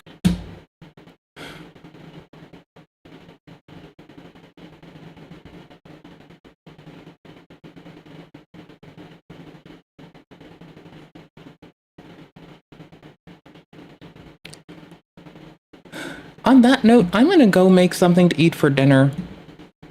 This is what did it to me. Possibility that's wondering if the federal government found there. Altogether. The real shooter popped out of a hole in the town. What town Charlie was shot in. I don't know what he means. Where is he stuck here, guys? Do you have a clue here? I'm stuck in a REM for a little while longer. It shouldn't be long until I can come home. Is it a typo? I should have asked you guys. Okay, that's the town. Okay. How do you not know the town? This is the #1 political streamer right now. Hey, she alleges that he is his best friend and that he comes to her in dreams and that she prays to him. Is she the one that prays to Mr. Kirk? I mean, I'd pray for him and his family, but you don't pray to rando people, bro. I clown on my fellow Catholic people so fucking much because you have any idea how much it is a Mother Mary cult? Bro, to fucking. Worse than Hassan. Hassan at least cites where he gets his fake news from. Candice, meanwhile, will just start claiming that the real shooter popped out of a hole in the ground. This episode has 3.5 million views, and in it, Candice claims the federal government forgot something important. I'm just implying that there's an entire underground there. And I remember when I looked at the footage, I felt like it was coming up. I don't know anything about ballistics. I have not seen the footage, and I never will. I'm sorry. I do not need to look at gore. I'm not an expert. I couldn't, bro, I spent multiple days digging through his contents to find out where people misinformed themselves and tried to misinform me. I am not about to go watch the most fucking reprehensible act get taken upon somebody. Hell no. Fuck, bro. But if there was a hatch door nearby, then we can assume, as we should always assume with colleges, obviously stadiums, there's always an underground path. So I'm wondering if the federal government has explored the possibility that somebody could have been under Charlie and done that while everyone's looking around and thinking that a shot went off from here, if that was just maybe decoy number 2 and actually Charlie was shot from beneath him, which then could maybe explain why there was no exit wound. Again, I'm theorizing because I have a right to. I have a right to think. Feel free to stop. Okay, if you have a right to think, when the fuck are you gonna start? Anyways, that is the thing that just fucking obliterated me. So this is Candice Owens. There's a new Willy Mac video was just dropped.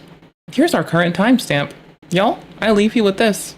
Because this bitch actually got me upsetty spaghetti enough that I just want to go to this kitchen and do woman stuff in the kitchen. Like make a sandwich. The funny part is I'm literally going to make a sandwich. I'm going to make them melt. It's going to be tasty. So, I mean, you know. That no pass-through was the odd part about it.